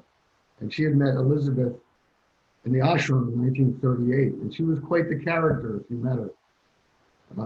She was a long talker, I'll just say it that much. Well, anyway, Karen and I were walking to Aruba to say goodbye to Elizabeth. We were going to leave, let's say, on a Thursday. This was a Tuesday. And when we got there, Elizabeth now Charles and Wendy don't believe this story, but Karen and I saw with our own eyes. Elizabeth had just pulled up in her car, driving herself, and parked in the middle of the parking lot at Aruba. And she had just gotten out and was standing behind the door. And Elaine was there. And Elaine started talking to her, and she could go on. And Elaine said how much she had never been to the center and how much she was enjoying the center. And the thrust of it was she thanked Elizabeth for doing the center. And Elizabeth looked at Elaine, who she had known for 42 years at this point, and said, and I have to use my hand here, with the right hand, she pointed out like that and said, do you think I would have done any of this had Baba not asked me to do it? And then she immediately left the car door open, walked to her house, and I said to Karen, let's go, because she walked towards the front door, and I walked up to her and I said, Elizabeth, Karen and I are leaving on Thursday, and we want to say goodbye. And she said nothing. She just stared out with this look that I've never seen before nor after. A wistful look, a look of like everything was passing through her eyes. And she turned around, didn't say a word to Karen or me, and went in the house.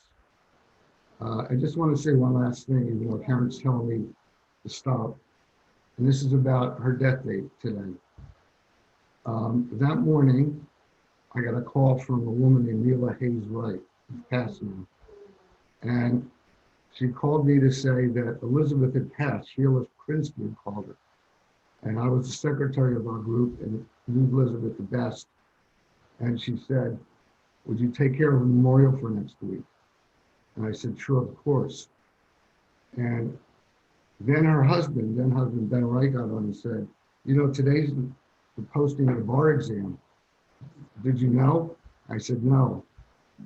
And I said, so although it was very stressful to wait for the results of the bar exam, we had to go over to San Francisco to see if I passed or not, because I was focusing on Elizabeth. I never thought, I'm almost done, Karen. I really didn't think about the results as much as what I was going to do to set the memorial program for Elizabeth. So today is the 40-year anniversary of my passing the bar, and Charles and Charles's anniversary and Christopher's, and I want to congratulate you on that, Dave. Thank you, Alan. That was beautiful. I know Sally and Patrick have something they'd like to share, so please do. If you want to go ahead and unmute, there you go. Jai Baba, I've never told this before, so let's see how it goes. My brother and Jerry Pearson and I heard about Baba at the same moment in September of 1969 from Pat Cook, who had just returned from the 69 Darshan. And he became an ardent Baba lover. And then things happened and he felt like he had to follow another path. And then 2 years later, things were happening in his life that were very scary and troubling to us. And we didn't know if he was like lost on the path somehow. And it was very frightening and very alarming. And he came to New York to stay with us for a little bit. And then we had to, and he wasn't speaking and he wasn't using money and he wasn't very much in this world. And we were about to go to the center. This was like 1974. And we felt like we couldn't bring him to the center unless he said he wanted to go, because he had sort of left Baba. So we sent him to my grandfather's in Duluth, Minnesota, and we went to the center the next morning, and it was terribly distressing and weighing very, very heavily on our hearts. And we went to talk to Kitty about it, and she said, "Oh, you need to talk to Elizabeth. You have to talk to Elizabeth. Go talk to Elizabeth tomorrow." And made an appointment, and we came to see Elizabeth, and she was already sitting on along, in the little table out on the porch, and we sat on either side, and she said, "Now tell me, dear, what is it?" And I told her the whole story and tried to make it come alive. And then she said, she just listened very, very intently with barely asking a question. And then she said, "And now, dear, don't tell this story anymore because it excites you." And I thought my ego was bruised because I thought the whole point was to make the story come alive for her. But I love especially the Indian, wording usage of the word excited. So that was a lesson. And then she said, "All right, dear. And now you're going to just give it to Baba and he will turn the key." He hadn't spoke for like 2 years. I mean, it was very terrifying to all of us. And he had been so close to Baba and still was very much connected to wanting to love God. And I called my grandfather the next day and he said, "What a miracle." He said, "Your brother started speaking and he's returning to the world. We just said it was time to pray and let's pray to God. And it's time to start speaking." And he started going back into the world, and that's that. And I always felt that it was through Elizabeth completely. Jai Baba. Jai Baba. One-sided always, our eyes on the prize. Thank you so much. In those days when we would go to the center, for those that don't know, you had to go and see Kitty and Elizabeth. I mean, that was when you came to the center, you had to go see them. That was the next step. It wasn't like that was what you wanted to do. That was kind of the unspoken rule that you go see them. As you got to come more often, it wasn't quite as compelling, but at the beginning, you had to go and see Kitty and Elizabeth. So I'm just so grateful for those days, as I know everyone has said. We're getting close to closing. It's 12:58. So I would just ask if Wendy or Charles or Candy, if anybody else had anything to add. Kathy, please speak. Dana, this is our big chance. Well, I do have something to close with, but if the others want to speak, that's fine. I can do it at the end. For a minute. Candy had her hand up. Candy had her hand up. Candy, please. Yeah. Well, I would kind of like to tell the thing about the last time I saw Elizabeth, which was really extraordinary. If it's okay. I had been, it's really rather personal, but it still says a lot about Elizabeth. I had been very naughty, and I wanted to leave my husband for a dashing, charismatic Spaniard that I had met, and I was way in love with this guy. And, you know, I had a 2-year-old son, and it was a big mess. And Elizabeth and Jane were in Madrid. And I thought, so I'll just go and I'll just talk to them about it and see what they say. And I really thought I was going to be reprimanded. You know, I thought that I was going to be told, you know, tisk tisk, you know, forget it, go back to your husband, you should know better, you know. Anyway, so I go there and I'm sitting in their hotel room, and again, Elizabeth and Jane, both of them, they just sat there and they listened to my whole story. No questions, no nothing. And when I was finished with the whole thing, Elizabeth just looked at me and she said, "If you love him, he must be special." And Jane said, "Make sure you keep the kid. Make sure you. Make sure you keep the kid." I know. Anyway, that was it. Anyway, I was really surprised, but I was really happy because I thought, you know, my path is clear. I can go do what I want. So as I was leaving, and this is the more amazing still, because I was lucky, I had the veil taken off of who Elizabeth was. So I was closing the door and I was taking one last look at Elizabeth. So the door was open about 10 inches and she was sitting at a table. And I will never forget how she appeared. She was like, not like a solid being, but like one with glowing with light, with like the pictures you see of saints. And there was light pulsating through her and around her, as if she was not physically there, just completely light, moving and pulsating. And I thought that my eyes were playing tricks on me. And I was just staring. And just to test it, I looked away, because I thought if I look away, you know, it's going to go away. It's just my eyes. And so I did. And I looked back again, and there it was. That vision was still there. And I just couldn't believe it, you know.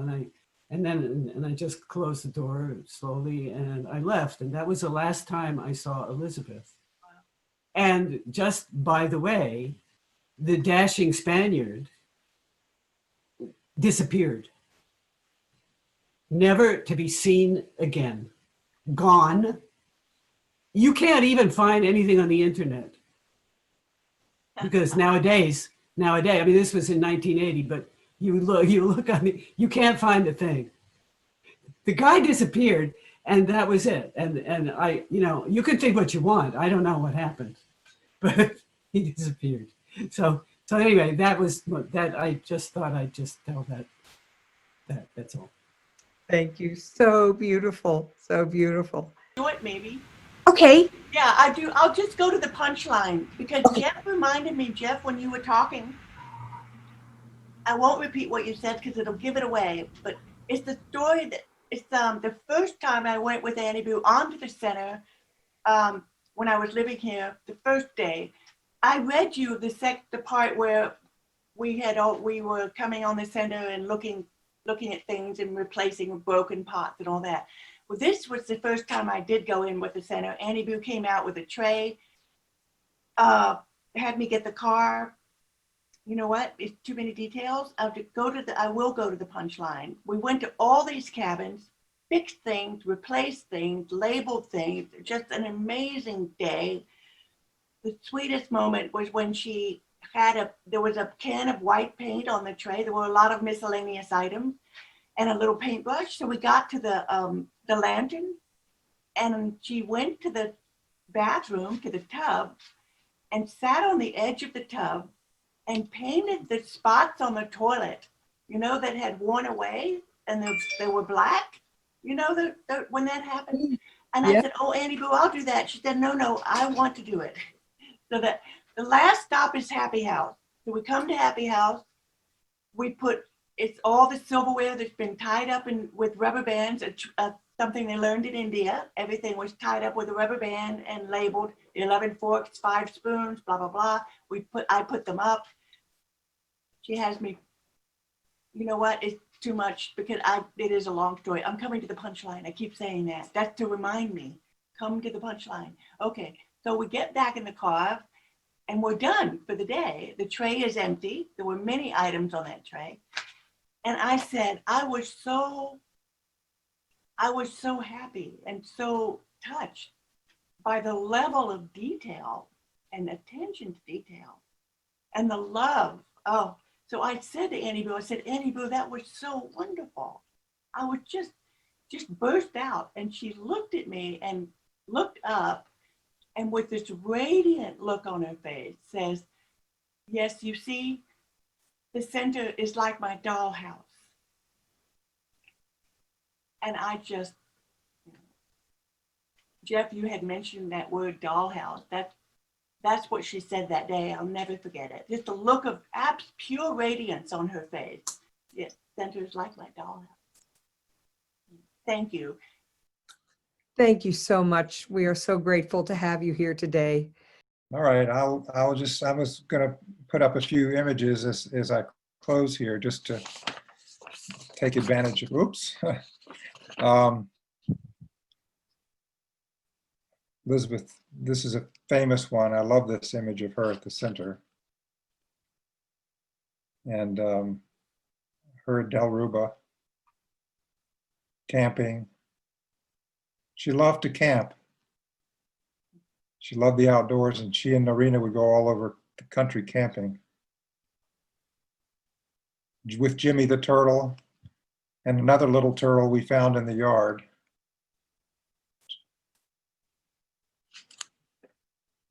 With Margaret, Kitty. And here's with Baba, so I'll use this as the closer. This is outside Gur Prasad, the East-West gathering. You see Elizabeth's right behind Baba, and I'm there, and Wendy is over there on the on our left. I'm not seeing the images. I'm not either. Yeah, I'm Oh. not either. They sound wonderful. Oh, Oh, images. wonder why.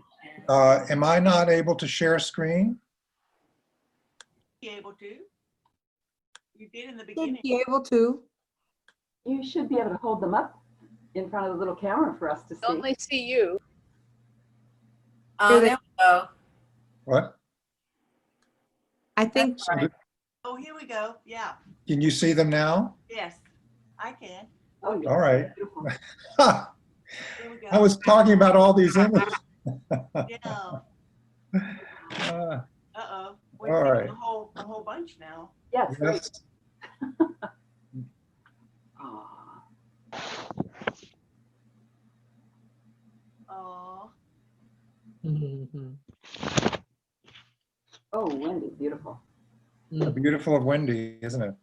And your mother. I Wow. Elizabeth at the center. love it. That's a beautiful one. Everyone knows that one. This is in Del Ruba. Camping. So this is what I was talking about. Nobody knew. There's Jimmy, the turtle.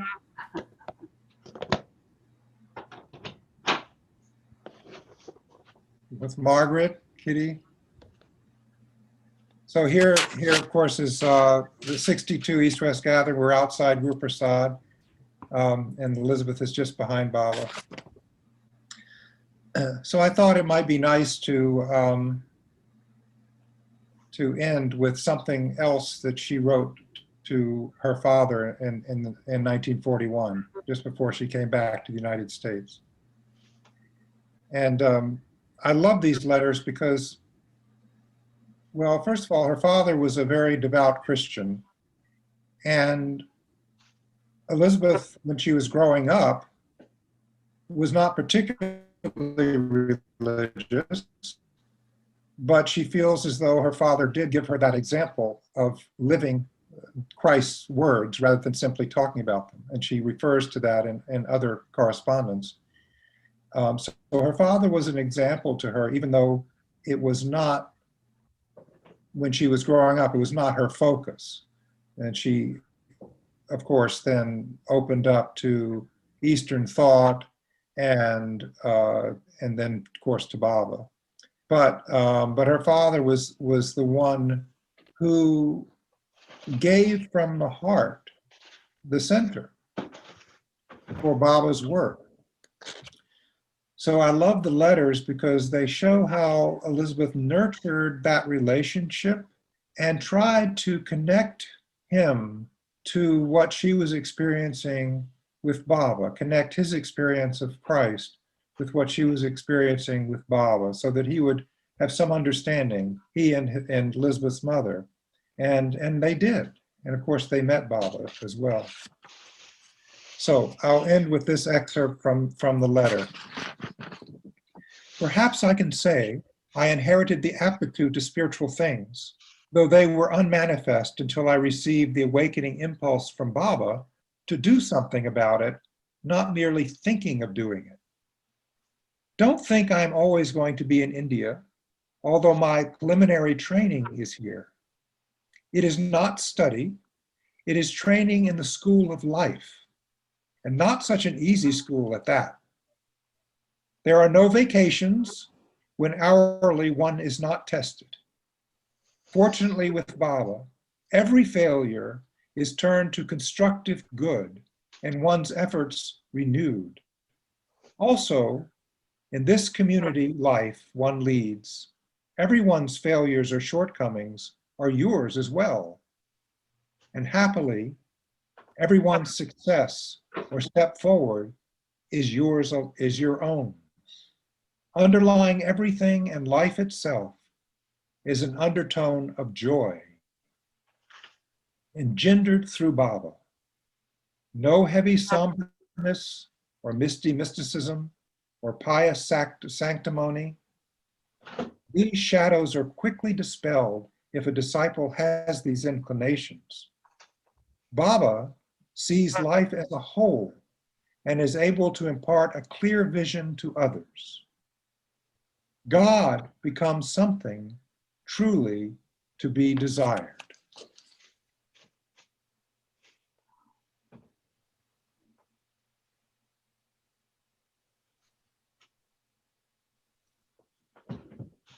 So thank you. Thank you, Ruth, for facilitating this wonderful discussion, and for everyone for participating, and so many wonderful stories, vignettes. I would say that I wish I'd gotten them all in my little book, but that wouldn't be right, because my little book was only things I heard and experienced in her presence by design, because there's too big a story to try to do everything. So there are many other little books out there of her wit and wisdom, and we've heard that today, and that's so wonderful and touching to hear the multi-dimension of Elizabeth through the eyes and experience of so many different people who have been with Baba so long and who love Baba so much. So this has been really a great joy and a great treat. Thank you so much. The other person who had such a wonderful bond was Carrie Bills. She had a wonderful bond with Elizabeth, with Kitty, and with Jane. So someday it would be nice to have Carrie Bills on these wonderful Zoom calls as well. I'm sure you remember Carrie. When, yes. Oh. Yeah. She had one. She was pretty much a gateway for me with Elizabeth. Oh, wonderful. And she told me many, many stories. And also, she would just go and say, "Can Melanie come to lunch, Elizabeth?" And Elizabeth would stay in her room and say, "Yes, she's welcome to come to lunch." Or, anything else that was always a sort of a segue through, because Elizabeth was spending at that time a lot of time in her room, etc. But anyway, so thank you also. This has just been too beautiful for words. All of these contributions and tells. Baba, we're just so fortunate. Only Baba make something like this time so fortunate for us, all of us together across the country. Thank you, Karen. If you're there still. Oh, and there's Dan Stone. Oh, I misunderstood. Melanie was talking about Carrie. right? Yeah. But she's Yeah. not here. Is she here herself? No, but Oh, yeah, next time, surely we'll have to make some calls to her. Oh, I see. Because she was, she worked for Annie Boo. Well, initially she came to help my mother. Uh-huh. And then mother said, I think you should go help Elizabeth because I was leaving. And I think Baba, I'm not sure, but I felt Baba, Elizabeth and Kitty felt that it was time for me to go get a master's degree. And I felt Baba, looking back, I did, that he opened the door for people to actually live at Del River. I was the first person as an adult, rather, I did as a child, but as an adult to live there all the time because they never saw themselves as women who needed help. But in fact, they were getting to a point where they could use some help. So anyway, so Carrie had the blessing to actually move in there and was there for 4 or 5 years. Yeah, she told me that as soon as she saw Elizabeth, it was love at first sight. She knew there was a huge connection. She felt the same way about Jane, about your mother. Oh, yes. And she was like a little cult in that house with those older, more staid women at the time. I can remember her just flying across the, hurrying to get home to do more. She had so much energy, but flying across the paths when nobody was around, but just hurrying in, I think it was Jane's car, just to get back to do more. And she did tell us one story. She did tell me one story where I think she was climbing one night late into her bedroom, trying to get in, not being too noticeable. And next thing she knew, Elizabeth was outside looking at her and said, "You could use the door, you know." Anyway, yeah. Carrie has many wonderful stories. And as I said, just tremendous, peppered by great love. Do a little book someday. Yeah, I hope everybody contributes to make another book, many books. Well, Ruthie, you Yes. got me all psyched up to say goodbye. So I'm going to say goodbye. Oh, all right. You have to go. It was wonderful. No, it was incredible. Yeah. I'm filled up. I am. So much love. Yeah, so much love for Baba. And that would make Annie Boo very, very happy. I mean, yes, because, I think Charles and I, we could go on another couple of hours. That would be great. No. J Baba, we're ready. We're waiting. We'll listen. J Baba. It's such a treat. Maybe another time. Maybe another time. Soon, I hope. Much love, everyone in Baba. Much love. Much J love. Baba. J Baba. Shlovan Baba, wonderful to see you. Avatar Meher Baba Baba ki ki jai. jai. Avatar Meher Meher Baba Baba ki ki jai. Avatar Meher Baba ki jai. J Mayor Baba. Bye, everyone. Oh, no. What? No, what? It's just hard to say goodbye. I know. I did the meditation this morning. I need to I need to go. I need to get off the room. So, Thank you, Ruthie. thank you, Charles. It was just so wonderful. I'm so grateful you had time. Happy anniversary. I just Thank didn't you. realize. Yeah. Thank you. Yes, sir. Big day. Happy anniversary. Thank you, Barbara. Hey, Ruth. Yes, dear. It's Nan. I just have this image. I think there's a second. There's a root outside of the far cabin, and I was walking around with Naju Coatwell, and she talked about Elizabeth, and she said Elizabeth had such an artistic vision that she would stand and pick how the stairs would move.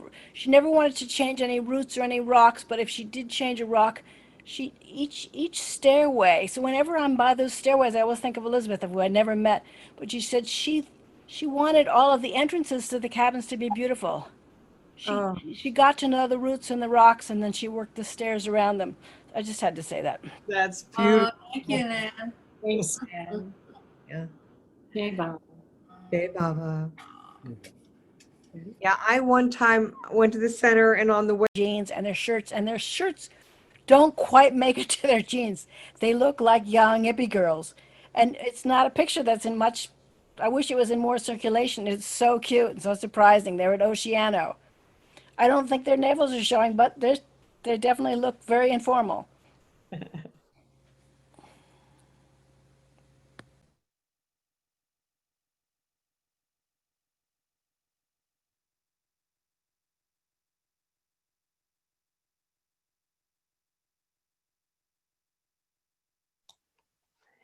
Anyone else? Jeff, you're muted. Jeff?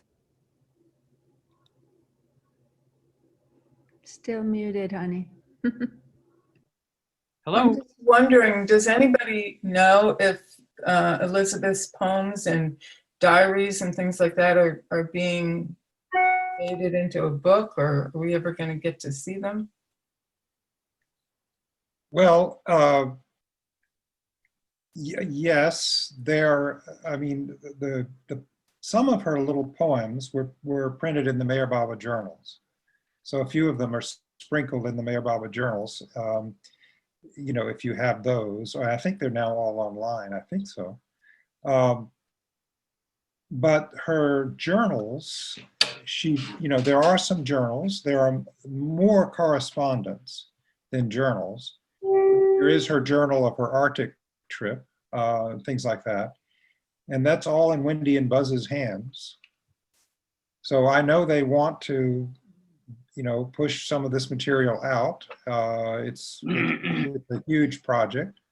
And so I know there's a plan, you know, that they're really anxious to get some of this material out there. And so I hope that'll be soon. We'll see. I mean, you know, it's hard. Christopher and I are struggling with the same kind of thing, you know, how to get material out in the proper way and go through it all. We have Norina's thought transmission, which is voluminous, and it's very difficult to know quite what to do with it all or how to sort through it. So we're doing that. And so Wendy and Buzz have been working on preserving, copying, and all of that kind of thing so that they'll always be there in the center archives eventually.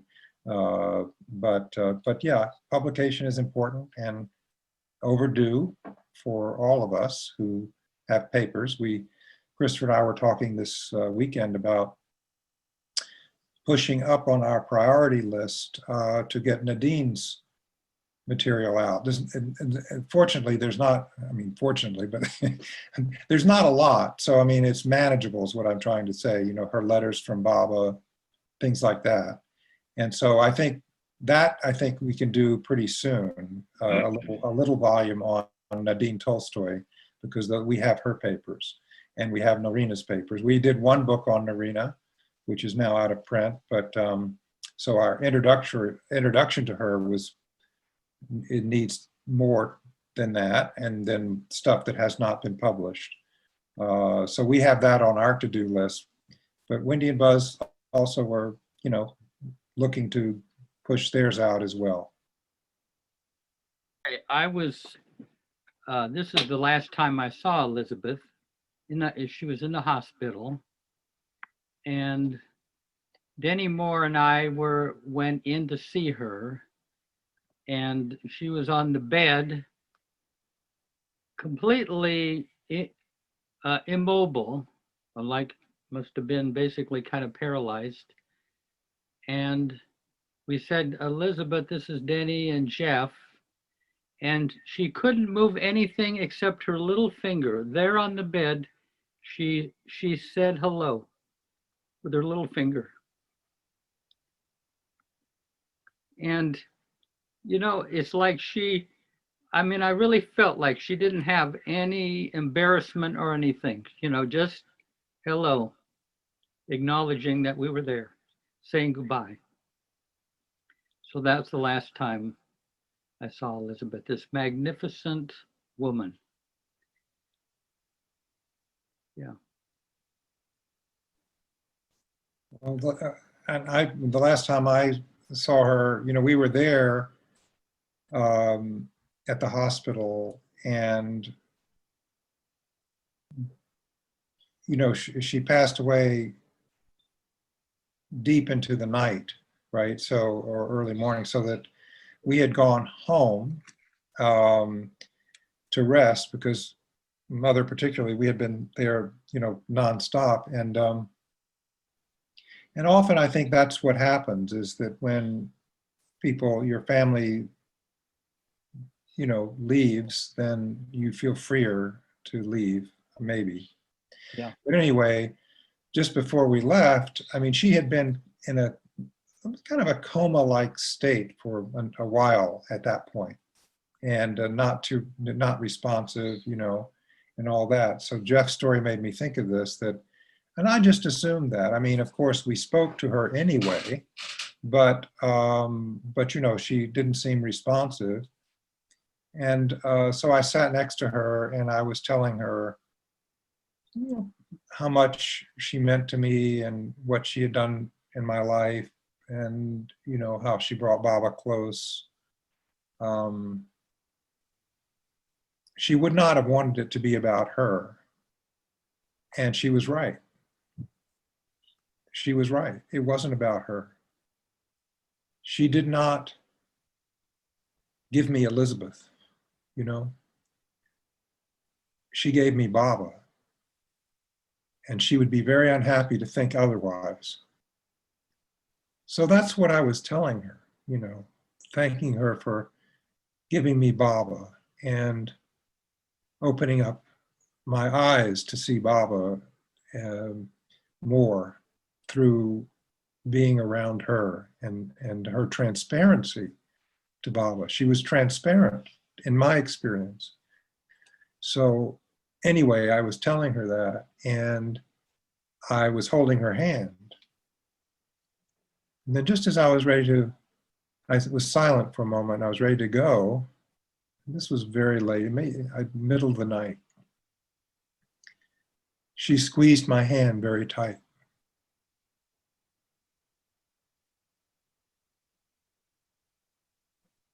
And I knew that she was telling me goodbye. So that was the last.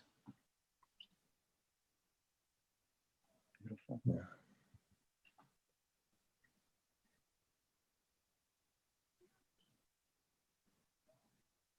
And then I took her ashes to India soon after that.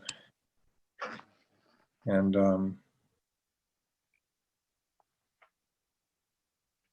I don't know, in those days, you know, we could get away with things. You could take this big bronze thing of ashes on the airplane, you know, and nobody even x-rayed it or whatever, right? You know, this is a different era. I can't believe that. I couldn't do it now. And I carried it on my lap the whole way. And I had all my students with me who, you know, were new to Baba, never been anywhere. Many of them hadn't been out of the country, right? And so they were like, they didn't know what was going on. And we arrived after this terribly long journey. As you know, it could be, in those days, it was particularly long and difficult.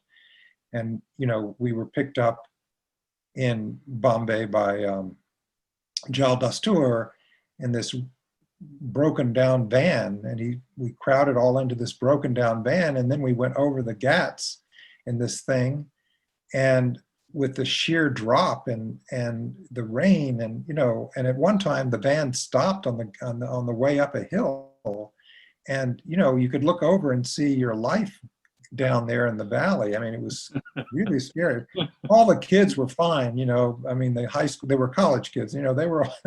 I was scared to death because I didn't want them to die on my watch, and we all had to get out of the van and push it up the hill.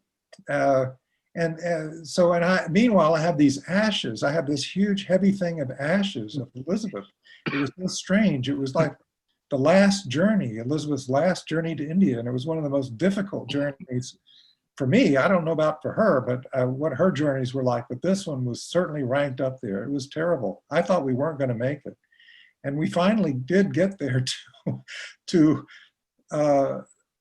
Meherabad, and no, we first got to the trust office, and all the kids were there, you know, they were all exhausted. We hadn't slept for forever. And we poured out of the thing, and word came out from somebody, Mani says, you are to immediately take Elizabeth's ashes to Baba's Samadhi, and you are to put them on the right side of his samadhi. And I said, now? And they said, yes, immediately now. You know, it's like Baba, you know, it's like, you don't, this is it, you do it. And of course, Mani, that's it. That's all I needed to hear. So we all piled back in the van. They didn't even register anything. They didn't know where they were. And we all went back, we went to Meherabad and piled out at the bottom of the hill because the thing wasn't going to go up the hill. And we, they all were trailing behind me like ducks, right? Baby ducks following because they didn't know. So it was like a trail. They didn't know where they were going. They didn't know anything about the tomb or anything. And we got up there and I had this big heavy thing that now I had been carrying forever on my lap. And I took it in and I put it, like Mani said, on the right. And I felt this great release. I mean, not just because I didn't have to carry this thing, but also this deeper thing of this great release that now she's with him.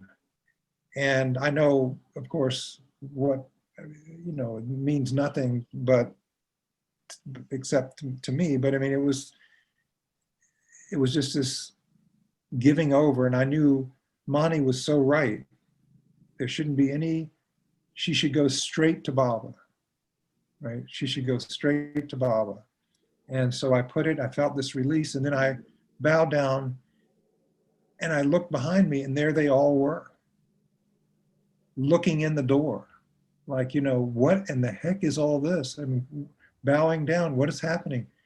And then they one by one went in to pay their respects to Baba. And some bowed down, some just stood there.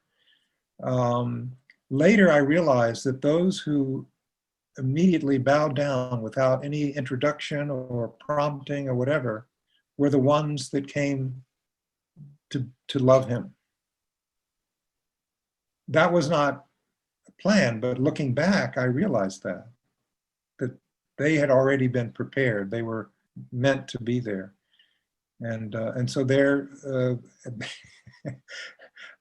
that was the last I saw of Elizabeth in any form was that day. Okay.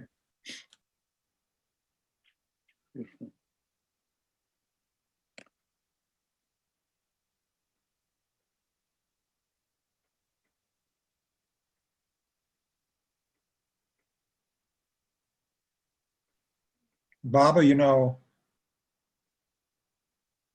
had said that she wanted at first, you know, that Mani told me this, Baba had wanted Elizabeth's ashes to be at the center. But Mani said that Elizabeth asked Baba if her ashes could be on the hill, you know, where Narina's were and where everyone was, you know, near Baba. And Baba said, yes, Baba agreed. But that's when he said, but do one thing, you must have something of yours, precious to you, buried at the center. Your ashes can come, but you have to do that at the center, which is so amazing, you know. So that's why where she picked the coat and had it, and that's where it was buried. But that was very specific from Baba, and it's just a kind of reminder, a sort of a way of saying she was unique to Baba in his work in the West, let's say. No one, and we shouldn't compare, but really who else played such a role from the early days, driving the bus, creating Meher Baba journals with Narina, founding the center. Even during the new life, Baba gave up everything in his name except for his tomb and Meher Center. And during the new life, Narina and Elizabeth were the exceptions. They could contact Baba in the new life, unlike anyone else. And then all the way through the 50s and his trips to the West where they had him at the center. And all through it all, she played this unique role, this extraordinary woman. Of course, Norina was there, Kitty, there's so many wonderful disciples, but who else did all of that in that way for Baba but Elizabeth? So she is unique in her role for Baba, in my view. Charles J. Baba, did Baba ever allude to who she may have been to him in prior advents? There must have been such a long connection with him.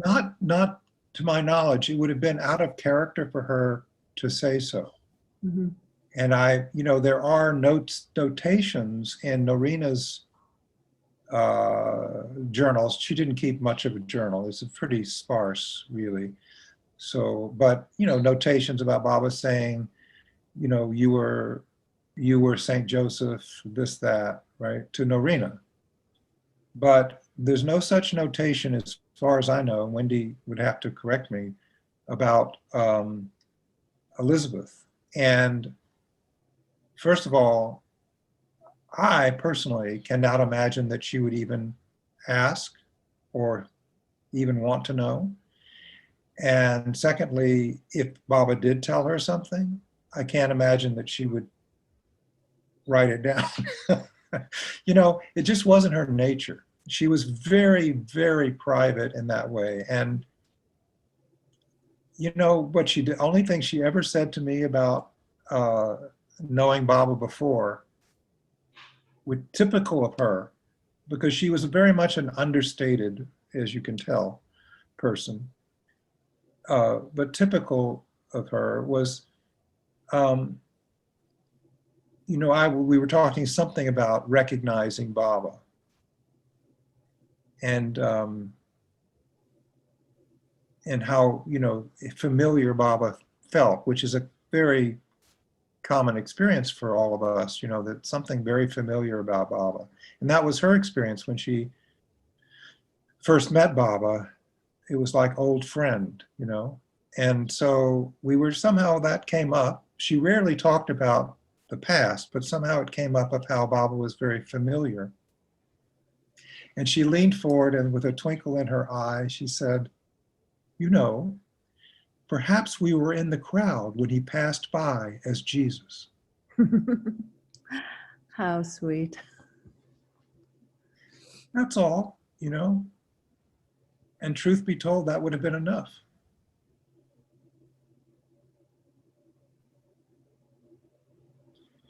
It would have been enough just to be in the crowd.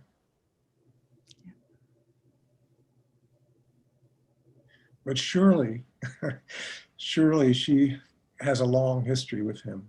Surely, Mm. Yeah. Oh, this was beautiful. Thank you. All of it today. Yes. Hey, Charles. Yes. Hi. Hi. I remember when I first met you, you spoke about something with Elizabeth where you were riding in a vehicle with her and her going to church. What was that practice of hers about, or what do you take of that, of going to church? Well, I asked her. I would go to church with her when I was home, and I was the person in the family who, I went to divinity school, and I always had an interest in religion and so forth. So she sort of associated me with that, and also, so we shared that interest, and she liked that I wanted to go with her. Otherwise, she just went by herself. Her father helped build that church, the Chapin Foundation, her father's foundation, and she ran that herself after his death. But the Chapin Foundation gave funds to almost all the churches in Myrtle Beach, as well as Pinehurst, and also libraries. So she felt it was very much a part of the fabric of her civic life and duty and in Myrtle Beach. So there were levels to this because because Elizabeth understood. She didn't say it, but she understood that her position in the community would be very important for the center.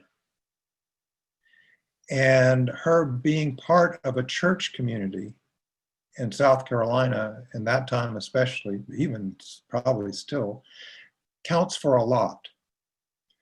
So she felt that it was important for her to be in the community, to serve on the, she was vice president of Myrtle Beach Farms, you know, with the company her father founded and became Burroughs and Chapin eventually. She was helped to raise money for the hospital, which was interesting because one of the original plans for the center was that there was going to be a hospital, one of Norina's scheme things, you know.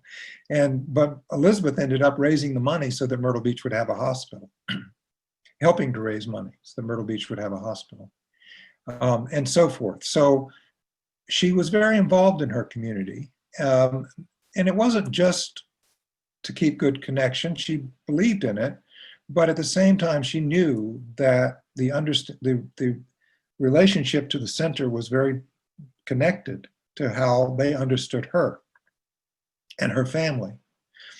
And she once said to me, didn't get in the book, I forgot this, but she once said to me, you know, about Myrtle Beach and the opposition in South Carolina, and you know, people, it's a very backward place. Excuse me, Baba, but it is still.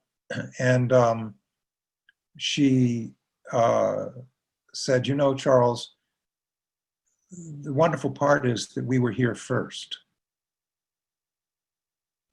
So, you know, it's kind of like that. It's like she understood that there was going to be a certain respect given to the center and to the work of the center. You know, even if people didn't understand it, there were a lot of rumors and silly things, but people who counted understood it because they understood her and had great respect for her. And I bet you that seeing her sit in that pew on Sunday had a very powerful impact on people. And they asked her to speak at the church one time about Baba. And she did. You know, she didn't give public talks, ever. She didn't give talks of any kind. She wasn't a speaker, right? She wouldn't do that. But when the church asked her, she did it, and she wrote out, I hope it's in her paper somewhere because it was so wonderful, about different religions, you know, leading to God and so forth. It was very beautiful, you know, Baba's universal message, and a very short, sweet talk. But in any case, I did accompany her. I sat with her in the church, and it was always very special just to be with her in that atmosphere. But one day, driving home, and this did make it in the book, I did remember this, driving home, I said something to her about the sermon. I said, you know, he said so-and-so, such and such, I've forgotten what it was, you know, and I said, do you, what did you think of that, what he said? And I looked over at her and she was looking a little abashed, you know, and a little, I mean, like embarrassment a little bit. And she said, oh, did he say that? And I said, yes, Annie Boo, he said that. That was the heart, the point of his sermon. Don't you remember? And oh, she said, no, I didn't know he said that. I said, and I just jumped out at me. I never spoke like this to her, so this is rather unusual. I mean, I was, you know, very. I can't say I wouldn't just banter with Elizabeth, but I said, popped out of my mouth. I said, but Annie Boo, if you don't listen to the sermon, why do you go to church? And she said, without a pause, without a hesitation, she looked over at me and she said, oh, as though this was self-evident. Oh, I go to take Baba there.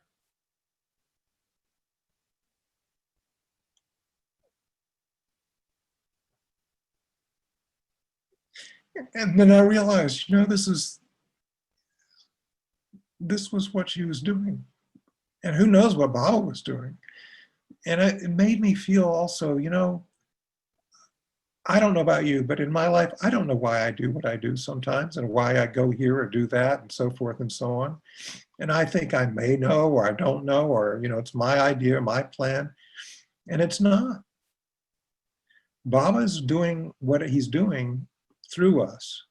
And not only that, he has to have us who consciously think of him and know him to do his work in the world. It's not like he just waves a wand, just like he had to come in a body and do the things he did. Why couldn't he just, in whatever state somewhere, just say, okay, now it's all done? Instead, he had to come and actually do it and suffer and work and all that in the same way. Baba has to have us consciously connected with him to do something he's doing in the world, and we don't know what it is. So we can't feel big about it. We can't think, oh, I'm working for Baba. I mean, we think we work for Baba, but we really don't, right? Baba does his work alone, but he gives us the opportunity by remembering him. Whatever we do becomes his vehicle. That's how she brought home to me. It's whether we're aware of it or not, where we are, what we're doing, when we take Baba with us, he is doing something and he is doing his work. So that's what I learned from her.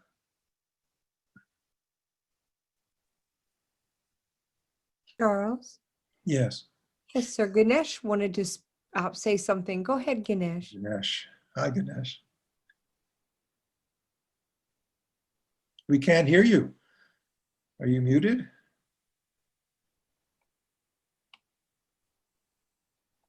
Find him. There you don't seem to be muted. Oh no, he isn't muted.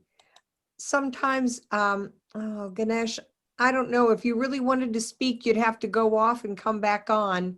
We have about 7 minutes. Hi, Adrian. Ganesh, the only way you probably could reconnect to the audio would be to go completely out, unless Fairstay has a good idea. But that would be the way I would suggest, to go out and come back in, and then your audio will come on and you can speak to Charles if you wanted. Yeah, I don't know what happened other than his input level, but he looks like he's gone out to come back in. All right. Well, we do our best, right, Fairstay? You betcha. There's Adrian. Hello, Adrian. You want to speak? Well, I was just upstairs watching TikTok videos and I didn't know this was still happening, and I'm really sorry I missed out. This is the after party, Adrian. I can't believe I always stay for the after party and I missed out. I'm sorry. Some of us can't stop talking. That would be me. Thank God for that. Thank God for that. I say to you. Oh, that's all. I'll stay here until the after party's over. I think it's about over. Ganesh, Can you hear me? back. Okay, Yeah, Ganesh, can you hear me? we can hear you now. Yeah, great. So during today's talk, I guess it was Wendy who quoted Elizabeth saying that Elizabeth once said, like, Baba is for everyone, but not the center. So just that brought me a bit of curiosity. What does that mean actually? Baba is for everyone and not the center. Oh, I'm glad you brought that back up, because that was kind of struck me too. And I'm glad she's not here, so I can give my view and she won't be able to contradict me. So I don't know, but I will say this: what I've gathered from Elizabeth is all I can share with you. It's just what I've gathered, which is, I love that's what Erich always said. Erich would say, yeah, this is what I have gathered. Of course, when Erich says that, he's gathered a lot more than I have. But anyway, just to say, this is just my viewpoint. But yeah, Baba was very particular that from the beginning of this, of the looking for and founding the center, that it was going to be a universal center. In fact, the early name for it was Abode for One and All. That's what they called it in the 40s. It was the abode for one and all.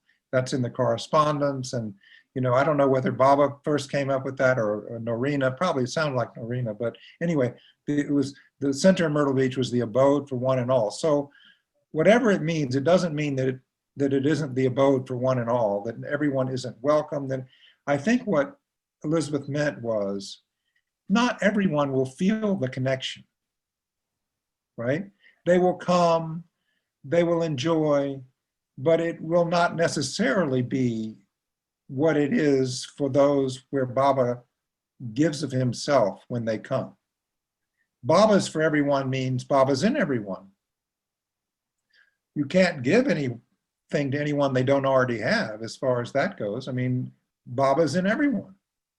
And so it's not like, you know, we give Baba to anybody, you know, but the awakening to be aware of him is a gift that he gives. And some come to the center and experience it. Others don't. They may have a nice experience. It's a beautiful place of nature and all that. Same with meeting Baba physically, or even today, but meeting Baba back then, many people met Baba that Baba didn't show who he is. For whatever reason, it wasn't their time. You know, he was showing himself in another way. You know, it isn't like they don't have a connection at all. It's just because they have Baba within themselves. So Baba is for everyone, but Meherazad isn't for everyone. Meherabad isn't for everyone. The center isn't for everyone in the sense that people will go experience nice place and all that, but Baba will not necessarily use that as an opportunity to touch their heart, you know? So I think that's what Elizabeth meant. But I don't know. That's just what I would say. So what you said is really beautiful. To me, I can connect to what you are saying. Yes. Thank you. Thank you for that. Yeah, you're welcome. And thank you for what you do. You do such good work with the young adults. It's such good, such important work you do. It's Baba's opportunity and gift from him. So yeah, thank you, Baba. It's a lot of work. Yeah, it takes. Yeah, but it's all fun. It's all nice. Baba's really done a lot through you. Yeah.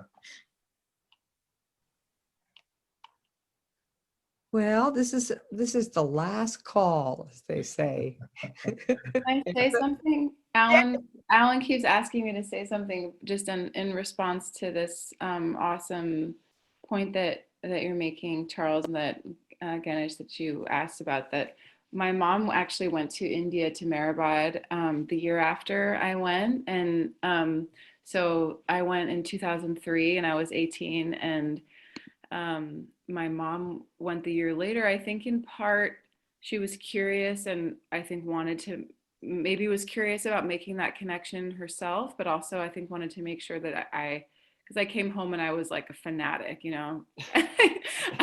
I left and wasn't a fanatic, and then came back and was a big time Baba fanatic. And you know, he's, you know, he's everything, he's this, he's that. And so she went and she had a really nice time. And she felt very safe. And she told me, you know, everyone was so nice. And she made a really good connection with Jal and Dolly, and had all these really sweet experiences. And later she even told me that Baba came to her in dreams like 4 or 5 nights in a row and was like giving her instructions. And she just left feeling like, well, that was nice. That was nice. You know, I feel okay that my daughter is, you know, there and going to be, you know, be a part of this community. That's okay. Everyone's very nice. And it just struck me that, you know, it's like you can, I mean, and then juxtapose, you know, every time I go there, I have some heart crushing, soul shattering experience, not only of Baba's love, but of the center itself, of Meherabad, you know, it like, and the same with Myrtle Beach. It's like Baba's love has a certain flavor in these places and it just doesn't touch everybody's palate the same way, I guess. And that, yeah, that's all I had to say. Yeah, no, that's right. It all comes from him. Mm-hmm. Timing is everything. So true. I've seen Yeah. people just struck dumb. You Yeah. know, first time they're there, they're just like completely taken. There's just no way to say it any other way. But And then there are others who spend a great deal of time seeing Baba in various venues. And Mani once said to me, you know, Baba would say when someone left, you know, and, you know, it was a nice visit and all that. This is in Meherazad. And Mani said, but Baba, you know, they didn't really seem to be responding to what you were saying or doing. And Baba said, what can I do? no connection. No connection means he hasn't made the connection. You know, he has to, it's his responsibility, right? And but he can't do it until the time is right, or it wouldn't be a real connection. So it's all timing, you know, it's all timing. And also the connection may be in another way, maybe through Christ, Jesus, or maybe through something else. And that's not different or lesser. It just is their connection to him. So Erich always had that wonderful, I'm sure you've all seen, who knew Erich, seen him do this. He would do this to me a lot, you know, if I would say, well, you know, such and such doesn't understand, you know, or I don't understand. Erich would say, yeah, but Erich said, he said, you know, everyone has their portion. That's their portion. And yeah, so everyone has their portion as he gives it. We have It's received such a relief for us not to have the need to put Baba on anyone. We don't have to proselytize. Well, listen, we have to wrap up, I'm afraid. No. We have hours to go, hours. How dare you? It's going to be mutiny and it's going to be on me. It's good. I'm a pirate. On you, Ruth. I'm a pirate. I'll do it. And Is mutiny a pun? Did you just make a pun? Did I? Mute me? Oh, I like that. Mute me. Good. Thank you, Charles. You gave me that one. Well, thank you again, Ruth. I think I thanked you an hour ago. I know, but I'm so happy you stayed. Everyone is. Thank you. That's such a good time. We did. Come back. Thank you for taking time today. Thank you. I love you, Wayne. You hear a thing from you? I love you. Thanks, everybody. That was wonderful. I love you, Thank Charles. you. Thank you. Thank you, Charles. Thank you, Ruthie. Thank you, Jimmer Baba. Everybody.